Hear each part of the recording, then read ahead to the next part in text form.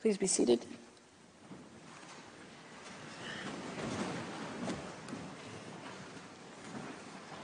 The sitting is open. The court meets today to hear the first round of oral argument of Ukraine. I now give the floor to the agent of Ukraine, Mr. Anton Kornievich. You have the floor, Excellency.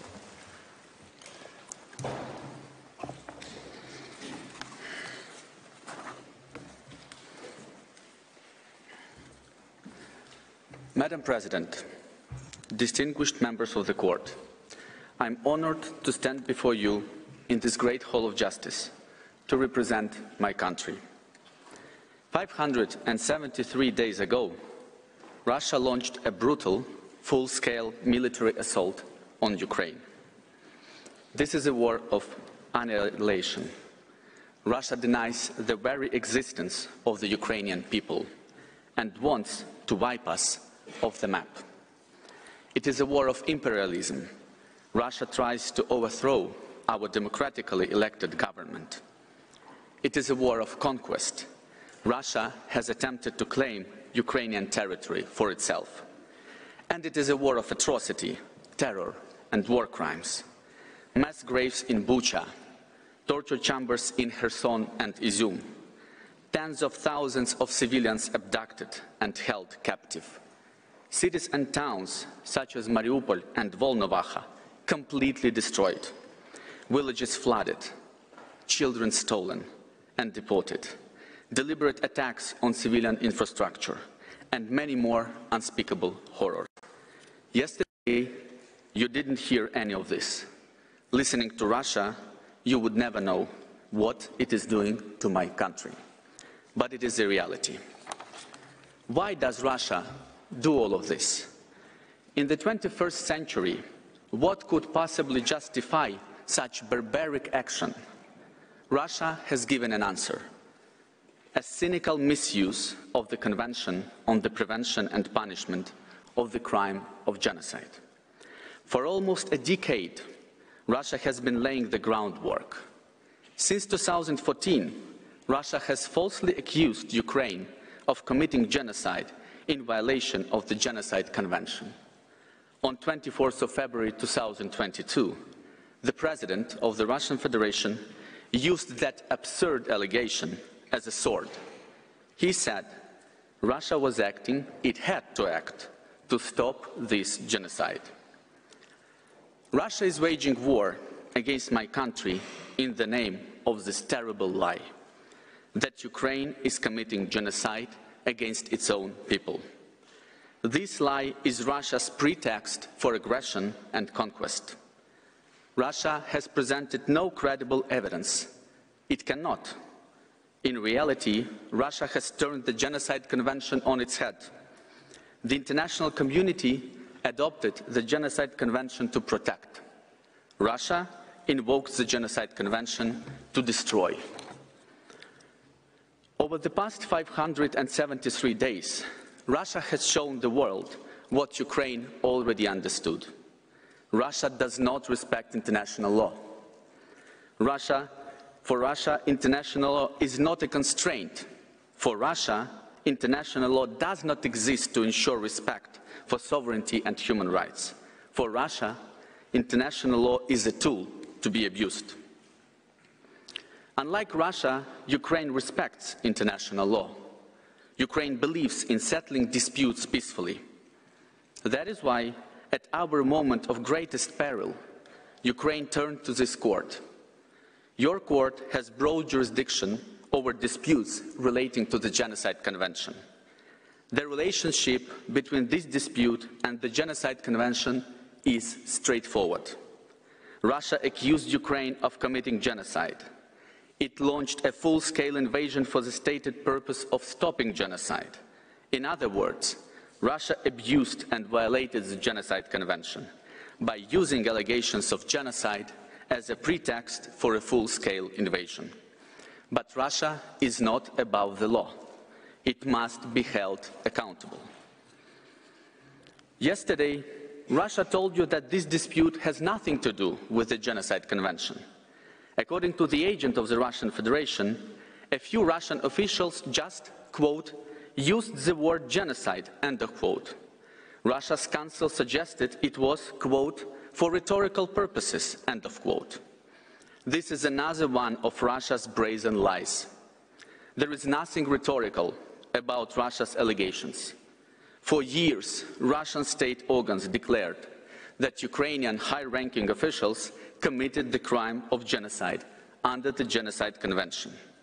Senior Russian diplomats declared that Ukraine, the state itself, committed genocide under the Genocide Convention.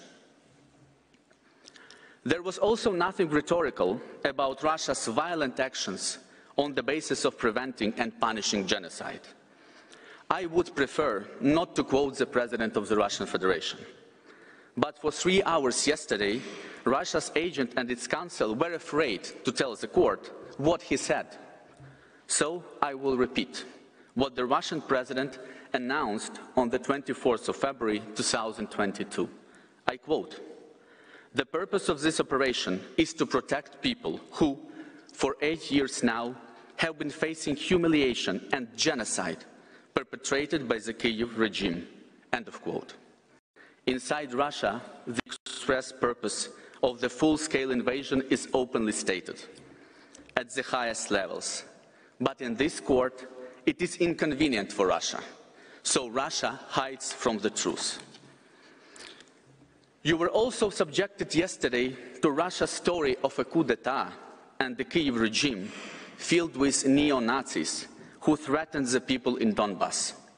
These are more lies, but they confirm an important point: there is a dispute. The agent of the Russian Federation even had the audacity to stand in this hall and say that Ukraine was planning a, quote, final solution, end of quote. We all know what those chilling words mean. How can Russia's agent utter those words and then deny that there is a dispute about genocide? This case must proceed to the merits. Then, Russia can try to defend its false claim. If Russia believes its actions are not an abuse of the Genocide Convention, that President Putin didn't mean what he said about genocide, let Russia explain why on the merits. For 9 years, we have endured lies about genocide from the highest level of the Russian government. For a year and a half, we have suffered terrible attacks because of those lies. Today, Ukraine is simply asking for its day in court so that the court can resolve the dispute. Madam President, members of the court, Russia's disrespect for international law is far-reaching. It includes this court. 18 months ago, this court issued a clear order. Russia must immediately suspend its military operations in Ukraine. But Russia had no interest in complying. Russia immediately announced that it would ignore the binding provisional measures order of the World Court. Russia didn't stop its military operations in Ukraine, as you ordered. To this day, Russia rains down missiles on our cities and our people, still in the name of preventing a purported genocide. The consequences of Russia's defiance have been devastating. An example of this devastation is Russia's deliberate attacks on critical civilian infrastructure. These attacks left entire regions and millions of people without heat or electricity, including in freezing temperatures. The United Nations has documented the grave harm to civilians. This past June, Russia's destruction of the Kakhovka hydroelectric power plant dam in Kherson region caused grave and far-reaching consequences for thousands of people in southern Ukraine, including a lack of access to clean water. Objective international observers have documented this devastation. The World Bank has calculated that the damage Russia has inflicted on Ukraine will require $411 billion to repair. The UN Human Rights Council's Independent International Commission of Inquiry on Ukraine has found that Russian forces committed a wide range of violations of international law, many war crimes and acts that may amount to crimes against humanity. One example, Russia's military operations in the area of the Zaporizhia nuclear power plant, which risk a serious nuclear incident, gravely endangering civilians. Another horrifying example is the forcible deportation of Ukrainian children. I quote what the Minister for Foreign Affairs of Ukraine, Dmytro Kuleba, said in July, and I quote, "To date, we have identified 19,474 illegally transferred kids, including 4,390 who are orphans or lack parental care." End of quote. For these shocking acts, the International Criminal Court issued arrest warrants. It found reasonable grounds to believe that the head of state of Russia, who sits on the UN Security Council, is personally responsible for these war crimes. This is how Russia is willing to go. On the pretext of preventing genocide, it commits the war crime of forcibly transferring children from their homeland. It is not just Ukraine that suffers from such terrible acts. By blockading Ukrainian ports and threatening international shipping, Russia has destroyed or held hostage millions of tons of grain, worsening global food shortages in Africa and beyond. Russia's defiance is also an attack on this court's authority. Every missile that Russia fires at our cities, it fires in defiance of this court. Just last week, Russia attacked a market in Konstantinivka, killing 17 people, including a child. Every one of these victims was killed because of Russia's defiance to this court. Every child that Russia has deported, it deported in defiance of this court. And every brave Ukrainian defender that Russia maims or kills, it has maimed or killed in defiance of this court. Your provisional measures order is another inconvenient topic for Russia. Yesterday, it said almost nothing about it. When Russia did acknowledge your order, Russia didn't hesitate to tell you that you were wrong. But Russia's opinion doesn't change its international obligations. Your order is binding. Russia openly defies it. This court now has the opportunity to reject such defiance. You have the power to ensure that international obligations are meaningful. You can decide that states that tirelessly abuse and misuse a human rights treaty will be held to account. You have the power to declare that Russia's actions are unlawful, that its continued abuses must stop, that your orders must be followed, and that Russia must make reparation. 1 year ago, President Volodymyr Zelensky said to the UN Security Council that in Ukraine, I quote, "Not only our independence is being defended, not only the right to life for our people, but also international law as such," end of quote. In this court as well, international law as such is at stake. Ukraine urges the court to reject Russia's abuse of international law. Ukraine asks you to ensure that the Genocide Convention remains a force for protecting human rights, not a means for denying millions of people their human rights. Yesterday, you heard Russia twist the facts and distort the law.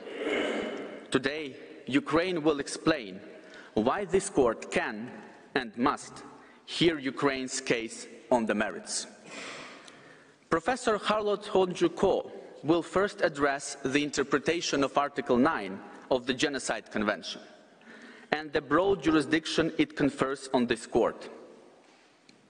He will explain why Russia cannot escape this court's jurisdiction by mischaracterizing Ukraine's claims. Ms. Marnichik will then show that there is a dispute between the states relating to the Genocide Convention. Professor Jean-Marc Touvenin will demonstrate that this dispute falls squarely within this court's jurisdiction ratione materia. Mr. David Zients will address why Ukraine claims are admissible. Finally, Mr. Jonathan Gimblet will discuss this court's jurisdiction to address the Russian Federation's ongoing and flagrant violations of this court's order indicating provisional measures. Madam President, members of the court, on the ashes of World War II and the Holocaust, the world produced a landmark human rights treaty in the Genocide Convention. It reflects the highest ideals of humanity. A few months from now, the world will mark this convention's 75th anniversary. This can be an opportunity for the international community to recommit itself to the convention's civilizing aims and humanitarian purpose. But if Russia's abuse goes unanswered, this anniversary will be a dark one. Can it truly be the case that a state can abuse the Genocide Convention to justify a war of conquest? Can a state use false allegations of genocide as a pretext to destroy cities, bomb civilians, and deport children from their homes? And when the Genocide Convention is so cynically abused, is this court powerless? The answer to these questions must be no. It must be no for the sake of the Ukrainian people, who remain under brutal attack. And it must be no for the sake of the world, to prevent international law from being twisted into a tool for human rights abuses and destruction. Ukraine is grateful for the court's attention this morning. Madam President, I now kindly ask you to call Professor Ko to the podium. I thank the agent of Ukraine for his statement, and I now give the floor to Professor Harold Hongju Ko. You have the floor, Professor.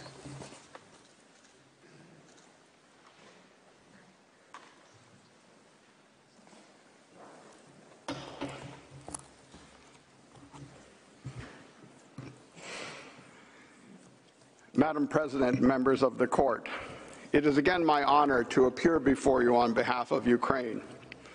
In February 2022, shortly after Russia's full-scale invasion, Ukraine brought before you this dispute relating to Russia's false allegations to justify its unilateral actions in and against Ukraine on the pretext of preventing and punishing a genocide.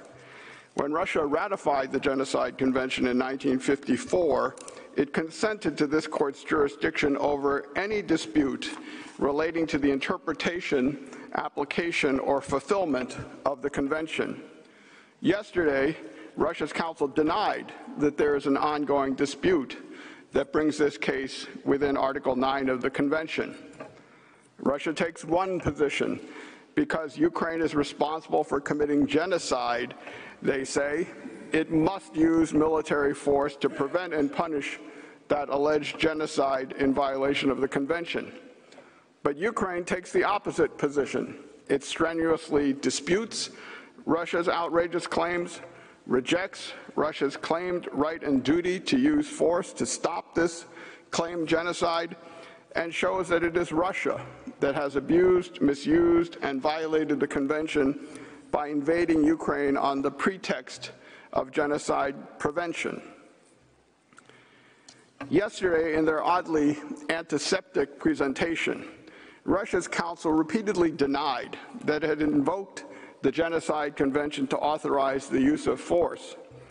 But they ignored President Putin's own words launching the invasion, where he explicitly declared the purpose of this special military operation is to protect people who for 8 years now have been facing humiliation and genocide perpetrated by the Kyiv regime. To this end, Russia will seek to demilitarize and denazify Ukraine, as our agent has just recounted, by using brutal force for the last 19 months. As defined in Mavramatis, a dispute is a disagreement on a point of law or fact, a conflict of legal views or of interest between two persons over which this court may exercise jurisdiction. Here we clearly have such a disagreement relating to the interpretation, application, or fulfillment of the convention. So under Article 9, that brings this case squarely within your jurisdiction. When we first appeared before you last March seeking provisional measures, this court found by a vote of 13-2 that in the court's view, the acts complained of by Ukraine appear to be capable of falling within the provisions of the Genocide Convention. Upon closer examination, this court's prima facie ruling was plainly correct and should lead you now to dismiss Russia's preliminary objections. Dismissal is required first because of Article 9's distinctively broad scope, which reflects the importance and purpose of the Genocide Convention itself. Second, because Russia cannot avoid the court's manifest jurisdiction by grossly mischaracterizing Ukraine's claims, ignoring settled jurisprudence, and asking you to disregard the facts and evidence Ukraine has offered and will prove at the merits stage. Madam President, members of the court, the treaty's text, object and purpose, negotiating history, and historical context all show that Article 9 was intended to grant the court jurisdiction over the widest range of disputes relating to the Genocide Convention, including this dispute. In their presentation yesterday, Russia's counsel glided over the specific and distinctive language of Article 9, the Convention's dispute settlement provision, which you see here. Russia ignores four ways in which Article 9 is both distinctive and broader than other such clauses, because the Genocide Convention is a broad and distinctive treaty. First, and most obvious, the clause does not confine itself to cases concerning interpretation or application of the treaty, as many such clauses do.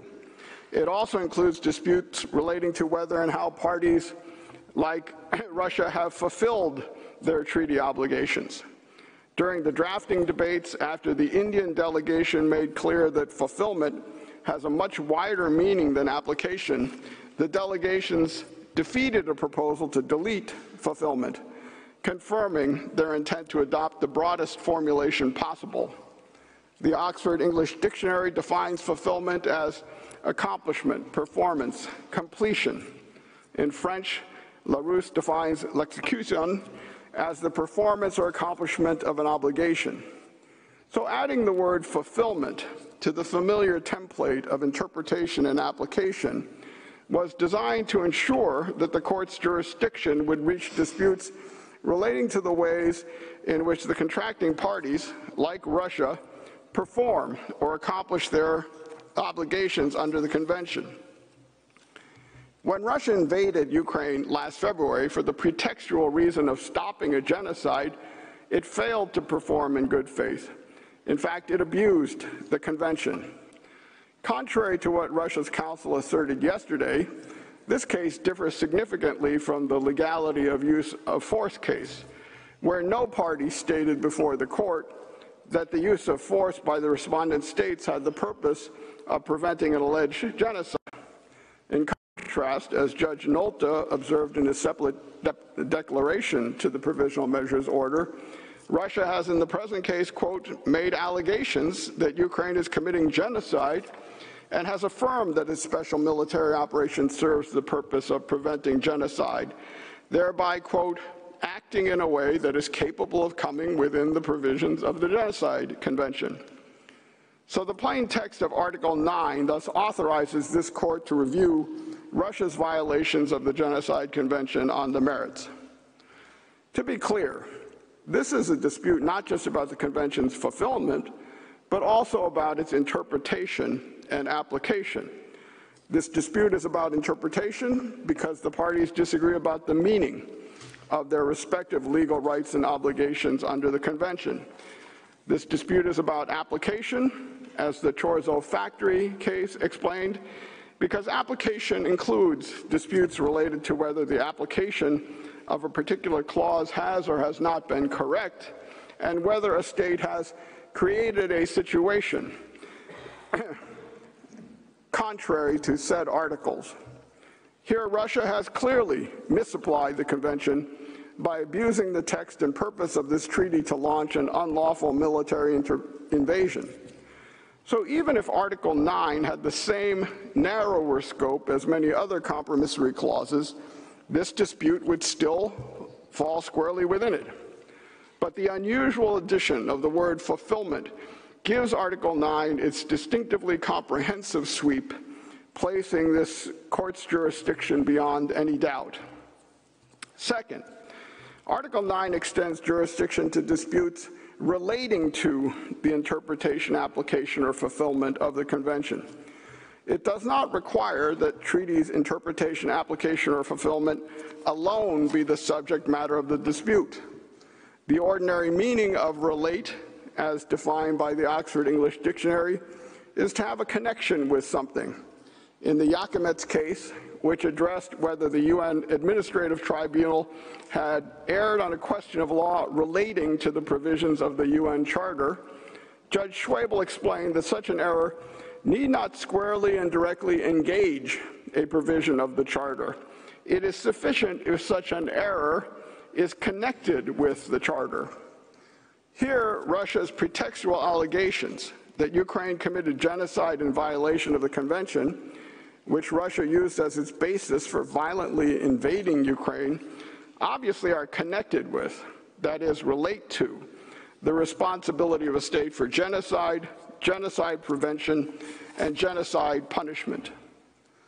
Third, Article 9 specifies that it includes those particular disputes relating to the responsibility of a state for genocide. As this court observed in the Bosnian genocide case, this clause is an unusual feature of Article 9, you said. The word including tends to confirm that disputes relating to the responsibility of the contracting parties for genocide are comprised within a broader group of disputes relating to the interpretation, application, or fulfillment of the Convention. That broader group of disputes would include, for example, the questions relating to responsibility for genocide here. Is Ukraine, as Russia alleges, really responsible for committing genocide? Or is it Russia that violates its duties under the Convention by falsely alleging that Ukraine is committing genocide, then invoking that pretext to invade and brutalize its sovereign neighbor? Fourth, Article 9 specifies that any of the parties to a dispute under the Convention may submit it to the court. Article 9 imposes no preconditions, leaving no doubt. It was meant to ensure broad access to the court.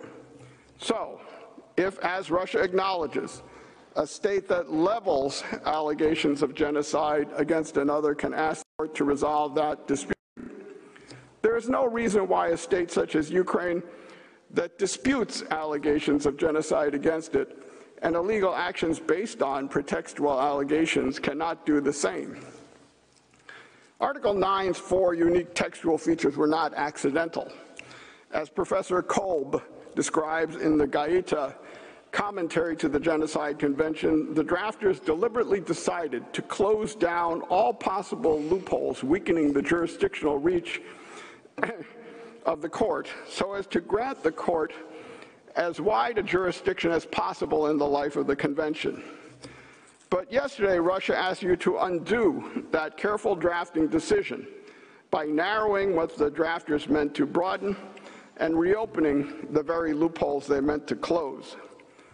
As the written interventions of the intervening states confirm, the intentional breadth of this court's jurisdiction flows not just from the expansive language of Article 9, but also from the Genocide Convention's broad object and purpose. Genocide is the worst crime in international law and human history. It is the ultimate crime, the kind of horrible, intentional effort to destroy an entire national, ethnic, racial, or religious group that we have witnessed all too often in our collective past. The Convention's preamble sets out its historic purpose as a good faith endeavor of international cooperation to liberate humankind from this odious scourge. As this court stated in its landmark 1951 advisory opinion, the Convention was manifestly adopted for a purely humanitarian and civilizing purpose. Conferring broad Article 9 jurisdiction on this court helps to achieve that object and purpose, which yesterday Russia's counsel claimed that, quote, Russia stands by. A genuine good faith determination that genocide or a serious risk of genocide exists may empower preventive action consistent with international law, which must not be exercised lightly. Because along with that power comes the responsibility to avoid abusing it and degrading the jus cogens norm against genocide that the Convention protects. States offend the object and purpose of the Convention when they ignore a genocide that is clearly occurring, but also when they falsely allege a genocide that is clearly not occurring, not to achieve the Convention's humanitarian purposes, but to seek license to illegally attack and invade another state. Both kinds of disputes unmistakably relate to the interpretation, application, and fulfillment of the Convention, including the responsibility of a state for genocide. The extreme facts of this case show the grave danger of allowing Russia to subvert the Genocide Convention's noble purposes. Article 9 gives this court a crucial role, not just when a state violates the Convention by committing genocide, but also when it misinterprets it, misapplies it, or falsely claims to fulfill its treaty obligations by inflicting grievous harm on a neighboring nation and people. The many interventions that you will hear tomorrow announce that this case is far bigger than Ukraine versus Russia. It is about what the world's most important human rights treaty really means, how it may be lawfully used, and whether this court is powerless when that convention is flagrantly abused. Madam President, members of the court, Russia's presentation yesterday sought to avoid Article 9's broad sweep by mischaracterizing this dispute as one that relates to whether Russia's recognition of the so-called Donetsk and Luhansk People's Republics complied with customary international law and whether its use of force against Ukraine complied with the UN Charter. But we all know Russia only took those actions on the pretext that the invasion of Ukraine was necessary to prevent and punish genocide. The real dispute that Ukraine has put before you, not the one that Russia has manufactured, relates to the questions of interpretation, application, or fulfillment of the Genocide Convention raised by Russia's invocation of its false allegations to justify its pretextual unilateral actions, including sham recognition and use of force and atrocity in the name of self-defense. Ukraine claims that Russia violated Article 1 of the Convention by acting on the false allegation that Ukraine committed the international crime of genocide, which Russia became obliged to prevent and punish. Ukraine further claims that Russia violated Article 4 by invading Ukraine to punish a genocide based on false allegations that Ukraine officials are persons committing genocide for purposes of Article 4. At this preliminary objection stage, this court, not Russia, must isolate the real issue and objectively determine the subject matter of the dispute, taking particular account of the facts on which Ukraine, as applicant, rests its claim. Russia may disagree with Ukraine's position on the merits. It may wish to defend its outrageous allegations that Ukraine and its officials committed genocide. It may wish to deny that these allegations had anything to do with its brutal, full-scale invasion. If so, Russia can make those empty arguments at the merits stage. But for now, these merits arguments are irrelevant to the only thing that matters at this stage. Ukraine and Russia undeniably have a dispute over which this court has jurisdiction under Article 9. Yesterday, you repeatedly heard Russia justify its actions under customary international law or Article 51 of the UN Charter. But it does not matter whether Ukraine and Russia also have a dispute that relates to other sources of international law. As this court recently made clear, certain acts may fall within the ambit of more than one instrument. And as this court elaborated in another case between these same two parties, the fact that a dispute before the court forms part of a complex situation that includes various matters, however important, over which the states concerned hold opposite views, cannot lead the court to decline to resolve that dispute, provided that the parties have recognized the jurisdiction to do so.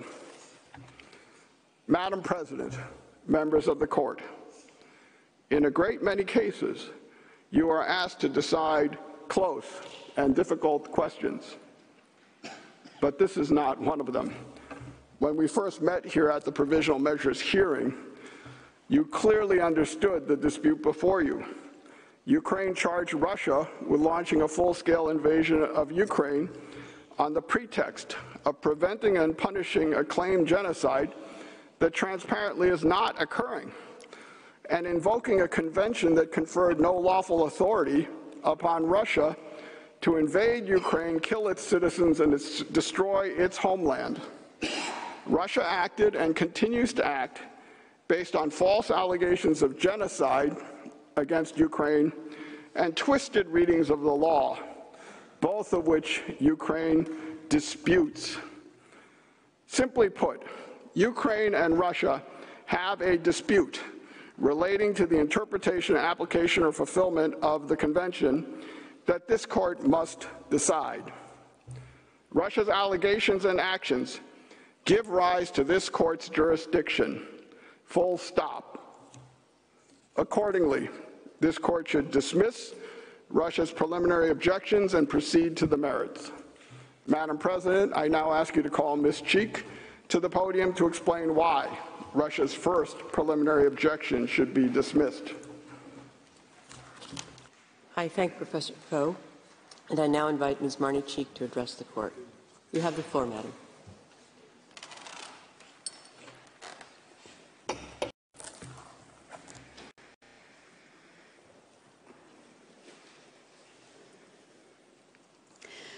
Madam President, members of the court, it is an honor to appear again before you on behalf of Ukraine.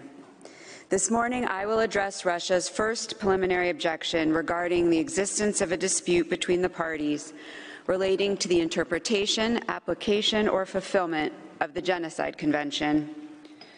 Russia's first preliminary objection should be rejected. In the first instance, Russia is wrong on the law. Russia has departed from this court's test to determine whether a dispute exists between the parties. That test focuses on the parties' opposing views regarding the subject matter of the treaty. Second, Russia is wrong on the facts. The evidence before the court confirms the existence of a dispute between the parties relating to the Genocide Convention. There is no question that at the time of Ukraine's application, the parties held opposing views on Russia's reliance on allegations of genocide to justify its unilateral actions in and against Ukraine for the stated purpose of bringing an alleged genocide to an end.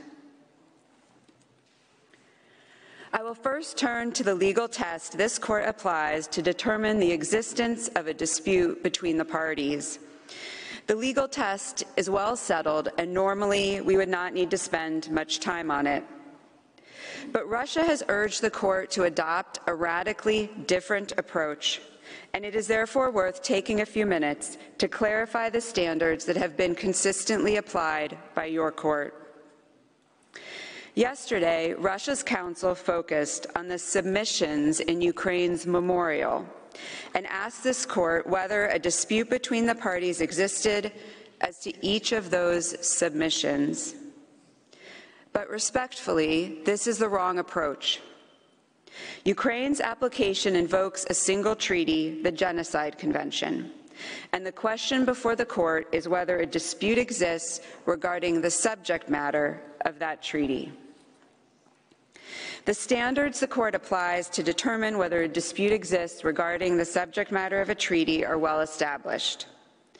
The court has consistently emphasized that the existence of a dispute should be determined objectively on the basis of the facts before the court. The existence of a dispute is a question of substance, not of form or procedure. And such an assessment takes account of the statements of the parties as well as the parties' conduct. The court has consistently applied these standards.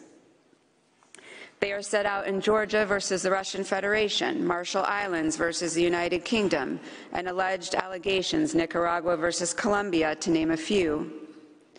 It is of particular note that the court recently applied these standards in its judgment on preliminary objections in the Gambia versus Myanmar, a case also under the Genocide Convention.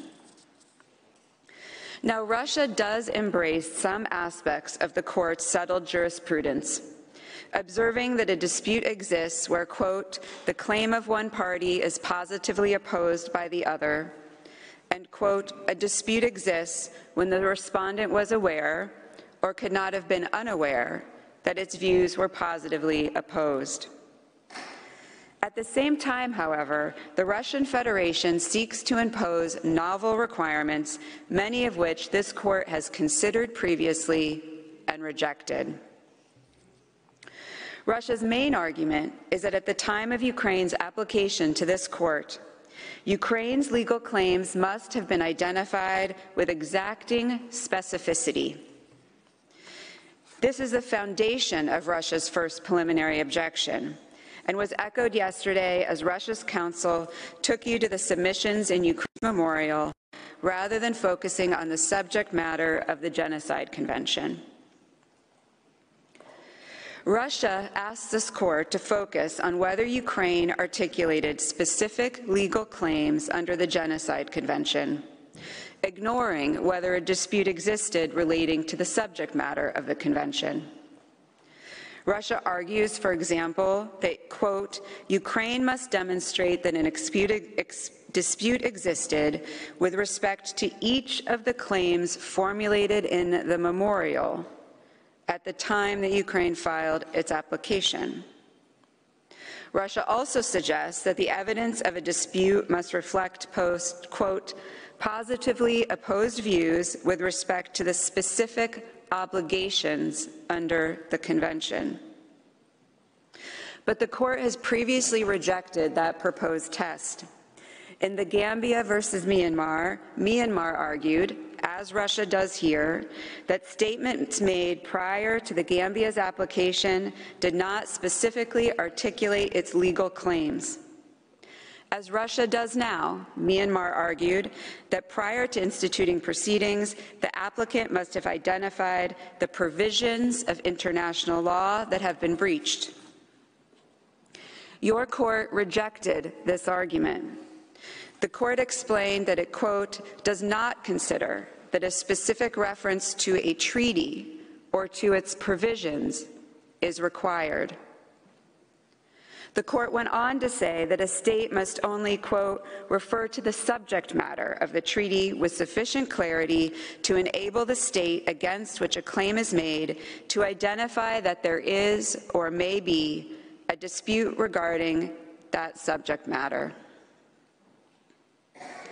Contrary to Russia's presentation yesterday, the focus of the court is on the existence of a dispute with regards to the subject matter of the treaty. Russia's allegations of genocide against Ukraine and its unilateral actions for the stated purpose of bringing that genocide to an end fall squarely within the subject matter of the Genocide Convention, the commission of genocide and the prevention and punishment of that heinous crime. This court has consistently found the existence of a dispute in a wide range of circumstances. In the Gambia versus Myanmar, for example, the Gambia had made 2 statements before the United Nations, neither of which referred expressly to the Genocide Convention, which this court found were opposed by Myanmar and sufficient evidence of the parties' dispute under the convention. In Georgia versus the Russian Federation, Georgia never expressly referred to the Convention on the Elimination of All Forms of Racial Discrimination in exchanges between the parties before Georgia seized the court under that treaty. Nevertheless, the court concluded that Georgia's statements made in the course of Russia's August 2008 invasion, though, quote, primarily claims about the allegedly unlawful use of force, also expressly referred to allegations of ethnic cleansing by Russian forces, end quote. The court found that Georgia's statements referring to ethnic cleansing in this context were sufficient evidence that there was a dispute under the CERD. In short, this court has established that when determining whether a dispute exists, the focus is on whether there were communications regarding the subject matter of the treaty at issue. The parties do not need to refer to the treaty by name. There is certainly no requirement to expressly reference specific treaty provisions or legal sections. Perhaps realizing the weakness of this principal legal argument that Russia puts forward, Russia attempts to erect a series of additional technical legal hurdles. But these efforts similarly run afoul of the court's jurisprudence and should therefore be rejected as well. First, Russia argues that a dispute between the parties relating to the Genocide Convention cannot exist because Russia never formally invoked Ukraine's responsibility for genocide under the convention. On this basis, Russia asked the court to simply disregard Russia's statements accusing Ukraine of committing genocide and Russia's express reliance on those allegations to justify its recognition of the DPR and LPR and its full-scale invasion of Ukraine. Russia claims to find support for its argument in the International Law Commission's articles on responsibility of states for internationally wrongful acts, which Russia also referenced yesterday. But the commentaries to the ILC articles on invocation of state responsibility specify that they, quote, are not concerned with questions of the jurisdiction of international courts and tribunals, or in general with the conditions for the admissibility of cases brought before such courts or tribunals. The court also rejected the respondents' reliance on the ILC articles in Marshall Islands, observing that, quote, the court's jurisprudence treats the question of the existence of a dispute as a jurisdictional one that turns on whether there is, in substance, a dispute, not on what form the dispute takes or whether the respondent has been notified. Similarly, the court should reject Russia's novel proposal in this case. Second, Russia asks the court to ignore the conduct of the parties.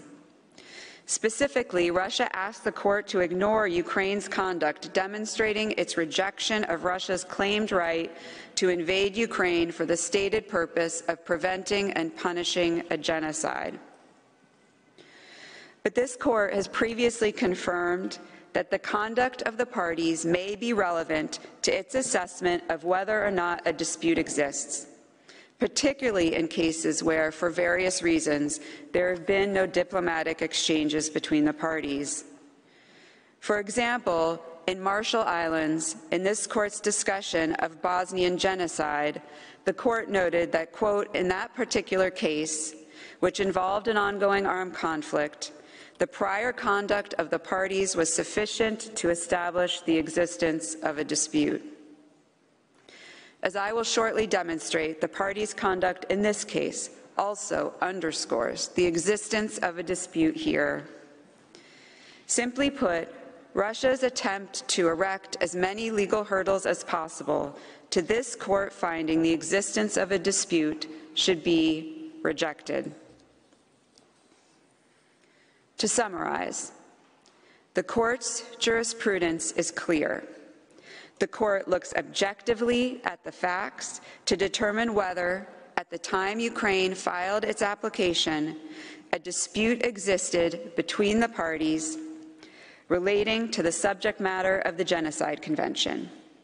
The court does not require the articulation of specific legal claims by Ukraine in order to find a dispute. Nor does the court require that Russia must have formally invoked Ukraine's international responsibility under the Genocide Convention for this case to proceed. In making its assessment, the court should take into account both statements and conduct. With this in mind, we turn to the facts before you. Russia has repeatedly accused Ukraine and its officials of committing genocide in the Donbas region of Ukraine. Russia then relied on those allegations of genocide in February 2022 to recognize the DPR and the LPR and to justify Russia's full-scale invasion of Ukraine. Russia has made these accusations of genocide for years, sometimes referring expressly to alleged violations of the Convention, sometimes referring to the subject matter of the Convention without calling the Convention out by name. Russia cannot deny these statements, and so it claims they have no significance. The world was in shock when Russia launched its full-scale invasion of Ukraine in February 2022. But the steps culminating in that brazen use of force did not only include a buildup of troops along the Ukraine-Belarusian border. It also included 8 years of building a sham justification for Putin's so-called special military operation. Allegations that Ukraine had committed genocide in Donbas that must be prevented and punished. This was not just political rhetoric, as Russia would like you to believe. I will now walk you through a bit of that 8-year history. You heard little yesterday about the investigative committee of the Russian Federation. Since 2014, the investigative committee has repeatedly and expressly alleged that Ukrainian officials, including 2 ministers of defense, have committed crimes under the Genocide Convention. The investigative committee has pursued criminal proceedings against Ukrainian officials based on alleged acts of genocide against the Russian-speaking population of eastern Ukraine. As you may recall, the investigative committee is a state organ of the Russian Federation, and it is supervised by the President of the Russian Federation. Let me highlight just a few specific statements made by Russia's investigative committee. You will also note that the committee repeatedly refers to the Genocide Convention by name. In September 2014, the committee claimed that, quote, in violation of the 1948 Convention on the Prevention and Punishment of the Crime of Genocide, unidentified persons from among the top political and military leadership of Ukraine gave orders aimed to completely destroy specifically the Russian-speaking population living on the territory of the Donetsk and Luhansk republics. In January 2015, the committee stated that the actions of top political and military leadership of Ukraine, quote, can only be qualified as genocide, and that such acts carried out by the Ukrainian military constitute especially grave crimes, not only under Russian law, but also under the norms of international law, in particular, the Convention on the Prevention and Punishment of the Crime of Genocide. In September 2017, the committee announced 20 criminal cases against Ukrainian officials, including the sitting Minister of Defense.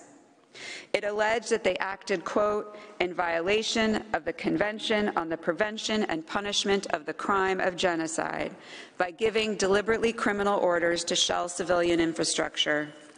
The committee stated that, quote, it is obvious that all of these persons acted out of hatred to the Russian-speaking population living in the Donbass, wishing them to die. Make no mistake, these allegations are false. Ukraine unequivocally denies them, but they also clearly involve the subject matter of the Genocide Convention. And as I will get to in a moment, they also have been opposed by Ukraine, both through its words and its actions. In December 2019, in a press release that marked the anniversary of the adoption of the Genocide Convention, the Russian Investigative Committee explained that, quote, guided by the norms of both national and international law, investigators, of course, cannot stand aside while acts of genocide are. Accordingly, it added that it was, quote, investigating crimes of genocide of the Russian-speaking population of Donbass, where civilians are dying at the hands of the Ukrainian military under targeted fire. Now, Russia claims that these statements by its investigative committee cannot form the basis of a dispute with Ukraine relating to the subject matter of the Genocide Convention. According to Russia, these statements do not represent the position of the Russian state on, quote, the international level, as the investigative committee was merely conducting a national investigation. Although yesterday Russia did concede that these investigations relate to the, quote, international crime of genocide. There is no legal requirement that statements be made on, quote, the international level. But in any event, Russia's argument that the investigative committee was doing nothing but a domestic investigation rings hollow. The investigative committee is a Russian state organ that has leveled inherently international allegations against Ukrainian officials, crimes under the Genocide Convention.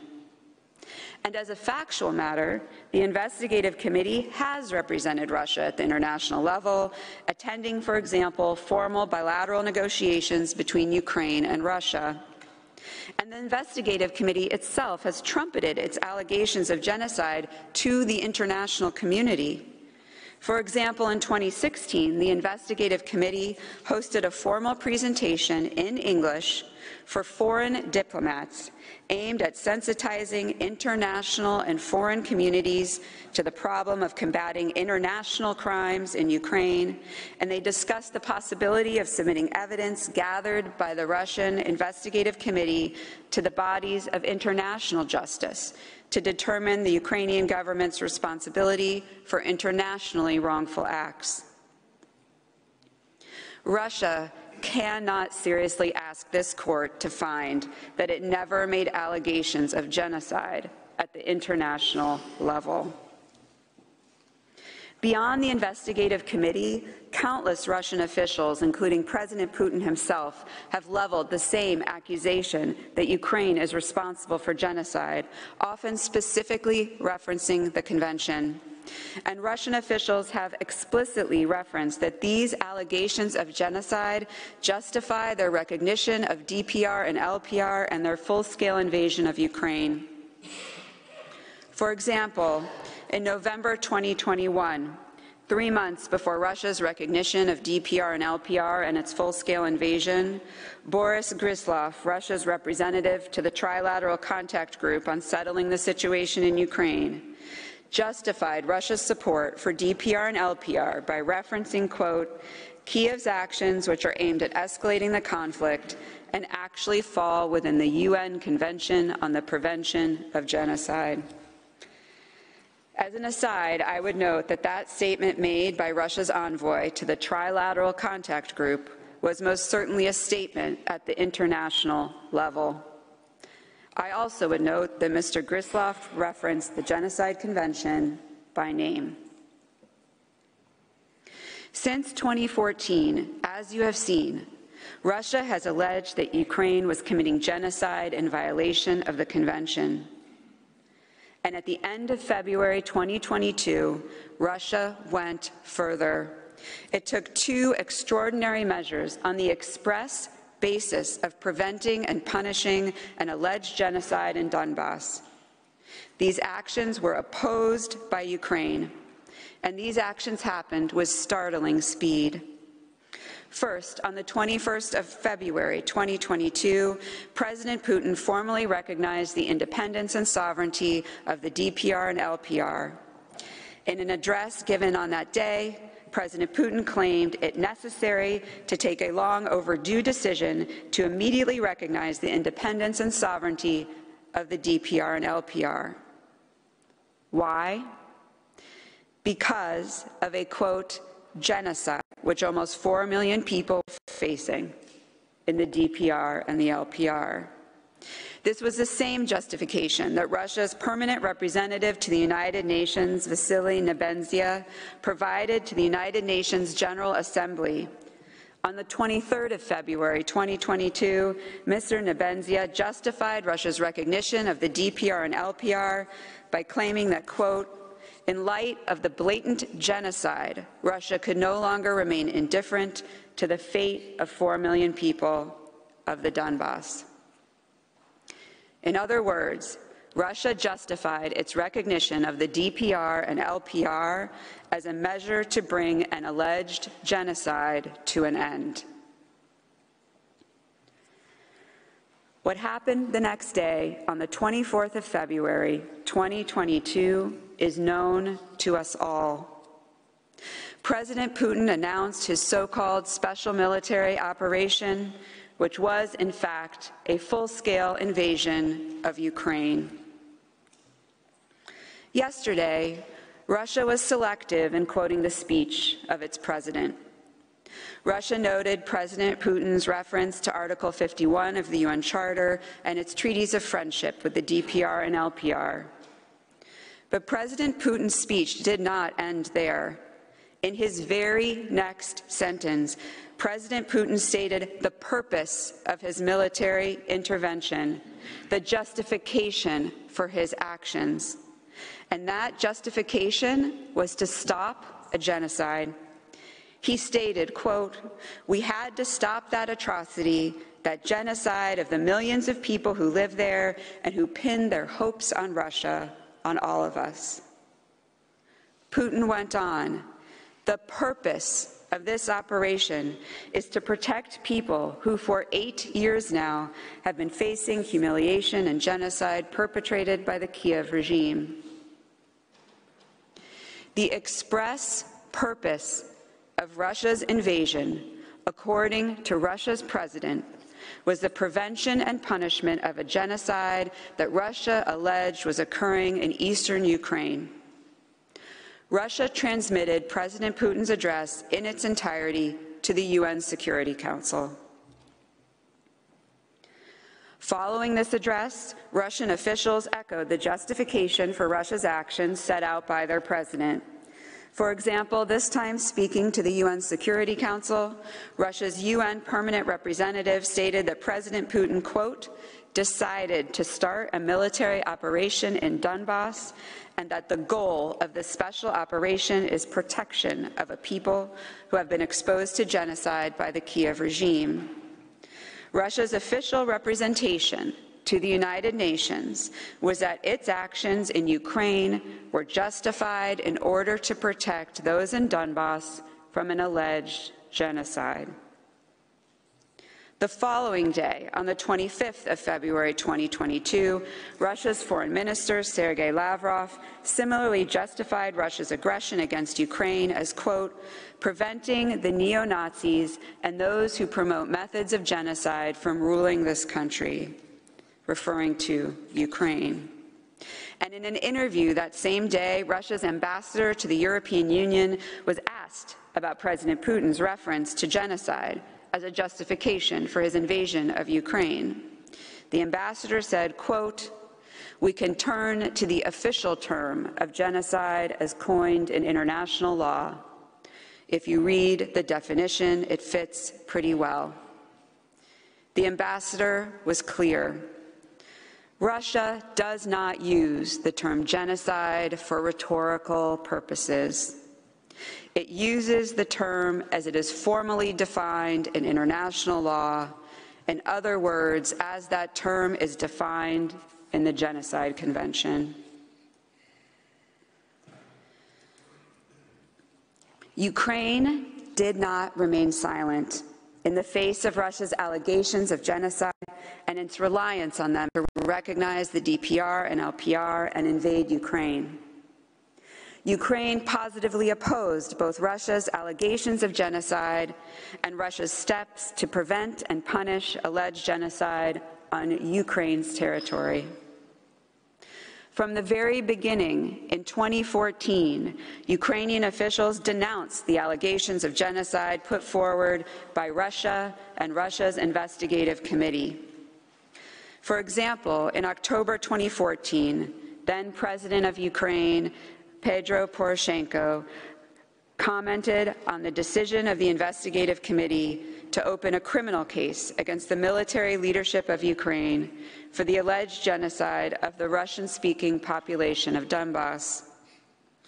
The President of Ukraine rejected the premise of the investigative committee's case, stating, quote, "I am sure that the blow to Russian-speaking people was inflicted by the northern neighbor," pointing a finger at Russia.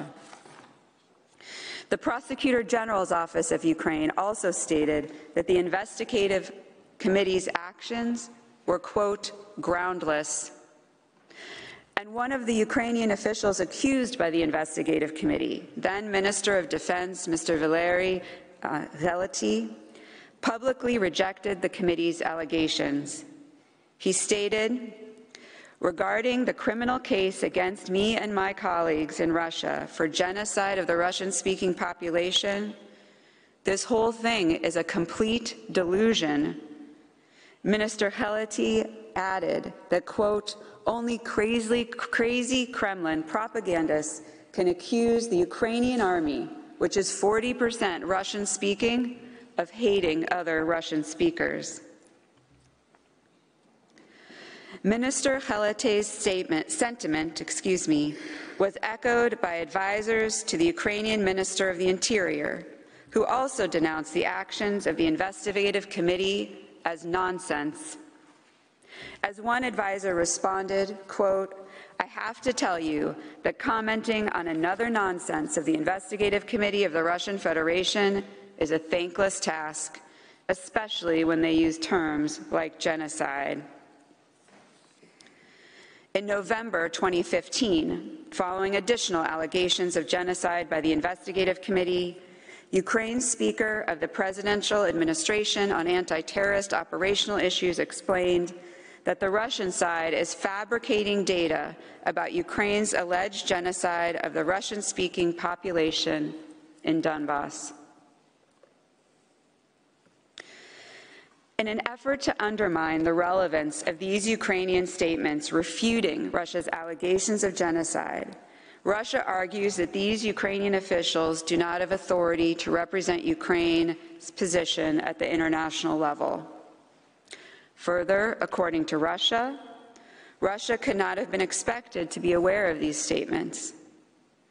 In other words, Russia looks for any way it can to say that Ukraine did not actually oppose Russia's baseless view that Ukraine was committing genocide against its own people.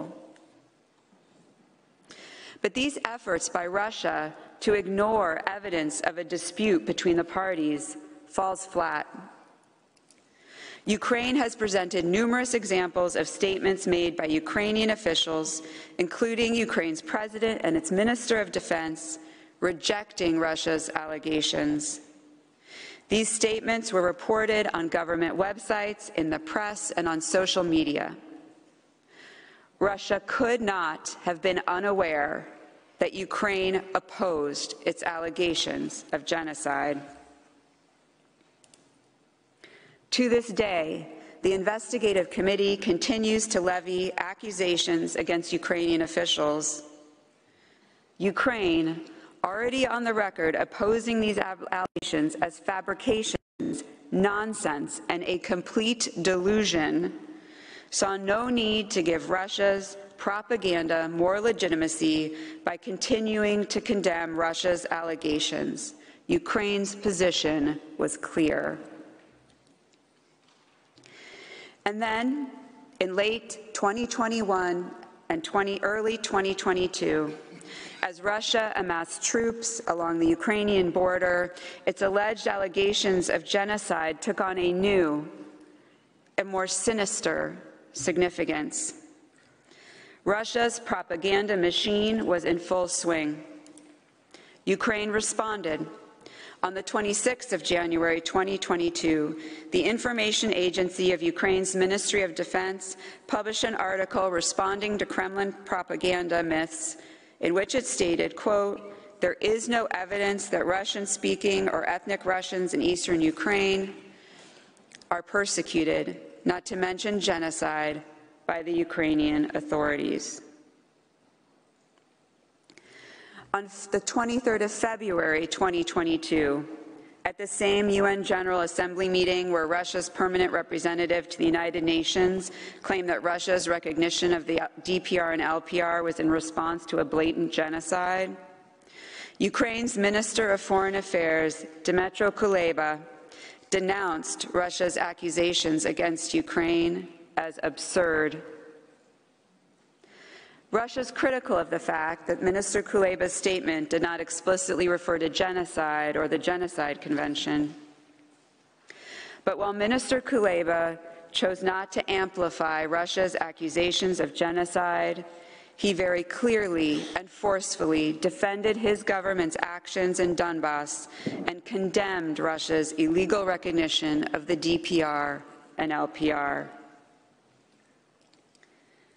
And the next day, Russia launched its full-scale invasion of Ukraine, the purpose of which, according to President Putin, was, and I quote, "to protect people who for 8 years now have been facing humiliation and genocide perpetrated by the Kiev regime." Russia acted on a purported right under the Genocide Convention to use force to prevent, punish, and bring to an end an act of genocide in Ukraine. Russia immediately opposed Russia's reliance on allegations of genocide to invade Ukraine. Ukraine opposed Russia's position with a sense of urgency as bombs rained down on Ukrainian cities and Russian troops invaded from the east, the north, and the south. Ukraine did first and foremost through its actions. Ukraine resisted Russia's purported fulfillment of the Genocide Convention in the strongest terms, defending its territory and its people, including in the Donbass region, from Russian aggression. Was Ukraine protecting its territorial integrity? Absolutely. But in doing so, Ukraine was also rejecting the notion that Russia had the authority to use force in and against Ukraine to stop a genocide. In this case, as in Bosnian genocide, which also involved an ongoing armed conflict, the parties' conduct demonstrates a dispute relating to the Genocide Convention. At this point, there was a dispute between the parties relating to the Genocide Convention that included Russia's reliance on its fabricated allegations of genocide to justify its recognition of DPR and LPR and its full-scale invasion of Ukraine. The opposing positions of the two states had been established by the statements and the conduct of each party, and no further action was required by either Ukraine or the Russian Federation to bring the dispute within the ambit of Article 9 of the Genocide Convention. Lest there have been any doubt, however, Ukraine reiterated its opposition before filing its application with this court. In a statement by Ukraine's Ministry of Foreign Affairs, published on the 26th of February 2022, on the third day of Russia's full-scale invasion and prior to filing Ukraine's application with this court, The Ministry of Foreign Affairs again rejected Russia's narrative, publishing a statement on Russia's false and offensive allegations of genocide as a pretext for its unlawful military aggression. In this statement, the ministry explained that, quote, Ukraine simply denies Russia's allegations of genocide and denies any attempt to use such manipulative allegations as an excuse for unlawful aggression. The ministry went on, the crime of genocide is defined in the Genocide Convention, and under that convention, Russia's claims are baseless and absurd. Russia's claims of genocide as justification for its lawless conduct are an insult to the Genocide Convention and to the work of the international community in preventing and punishing the world's most serious crime. The ministry called on Russia to immediately cease aggression against Ukraine taken under this pretext. Russia claims that Ukraine's statement was imprecise or vague, but that's disproven from the statement's plain language. As to timing, given the fast pace at which Russia's full-scale invasion was unfolding, with Russian troops attempting to take Kiev and bring down Ukraine's government, the timing and manner of the statement's publication do not detract from its relevance in confirming that there is a dispute existing related to the Genocide Convention at the time of Ukraine's application to this court.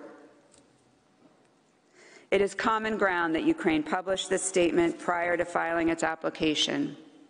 It is reasonable to presume that in the circumstances of war, the Russian Federation would have been closely monitoring any official statements from Ukraine's Ministry of Foreign Affairs. Finally, I would direct this court's attention to the subsequent conduct of the parties in this case. In the Gambia versus Myanmar, the court observed that, quote, conduct of the parties subsequent to the application may be relevant for various purposes, in particular to confirm the existence of a dispute. After Ukraine's application, and after the court indicated provisional measures in this case, the Russian Federation maintained its claim that its actions in and against Ukraine are based on bringing an alleged genocide to an end. In remarks given on the 18th of March, 2022, just 2 days after this court indicated provisional measures, President Putin reiterated that people in Donbass were subject to genocide, and he claimed that, quote, the main goal and motive of the military operation that we launched in Donbass and Ukraine is to relieve these people of suffering of this genocide. Just this summer, the Secretary of Russia's Security Council explained again that, quote, the special military operation has specific goals, and that Russia is, quote, saving the population of the DPR and LPR from the genocide that has been carried out by Ukrainian neo-Nazis for 8 years. If any possible doubt remained, it was put to rest 2 weeks ago by a statement by Dmitry Medvedev, the deputy chairman of Russia's Security Council, and formerly Russia's president and prime minister. Medvedev stated, the UN Convention on the Prevention and Punishment of the Crime of Genocide states that genocide is understood to mean acts committed with intent to destroy, in whole or in part, a national, ethnic, racial, or religious group as such. This is exactly what the Kiev regime has been doing since 2014. Medvedev went on, using a derogatory term meaning Ukrainian scum, and I quote, the convention also states genocide must be justly punished. Ukrainian scum who are guilty of killing civilians in Donbass will receive a well-deserved punishment for everything they have done. That is why the special military operation must go on until its goals are fully achieved. That's a chilling statement, but it is also quite clear.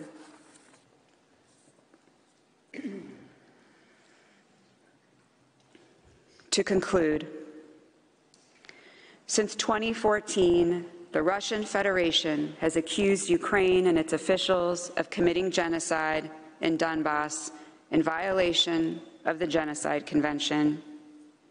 Ukraine called such allegations a complete delusion. But Russia did not back down. Instead, it relied on those allegations of genocide to justify its recognition of DPR and LPR and to launch a full-scale invasion of Ukraine. Ukraine protested vehemently. It protested before the UN General Assembly through statements by its Ministry of Foreign Affairs and by fighting against the Russian incursion. Russia, to this day, continues to allege that genocide justifies its war. It continues to invoke the subject matter of the Genocide Convention and to even call out the Genocide Convention by name. Madam President, members of the Court, the facts speak for themselves. There is a dispute between these parties relating to the Genocide Convention, and Russia's first preliminary objection must be denied. I now ask that you call Professor Jean-Marc Tuvenen to the podium to address Russia's second preliminary objection. To take the floor, the Court will observe a coffee break of 10 minutes. The sitting is adjourned.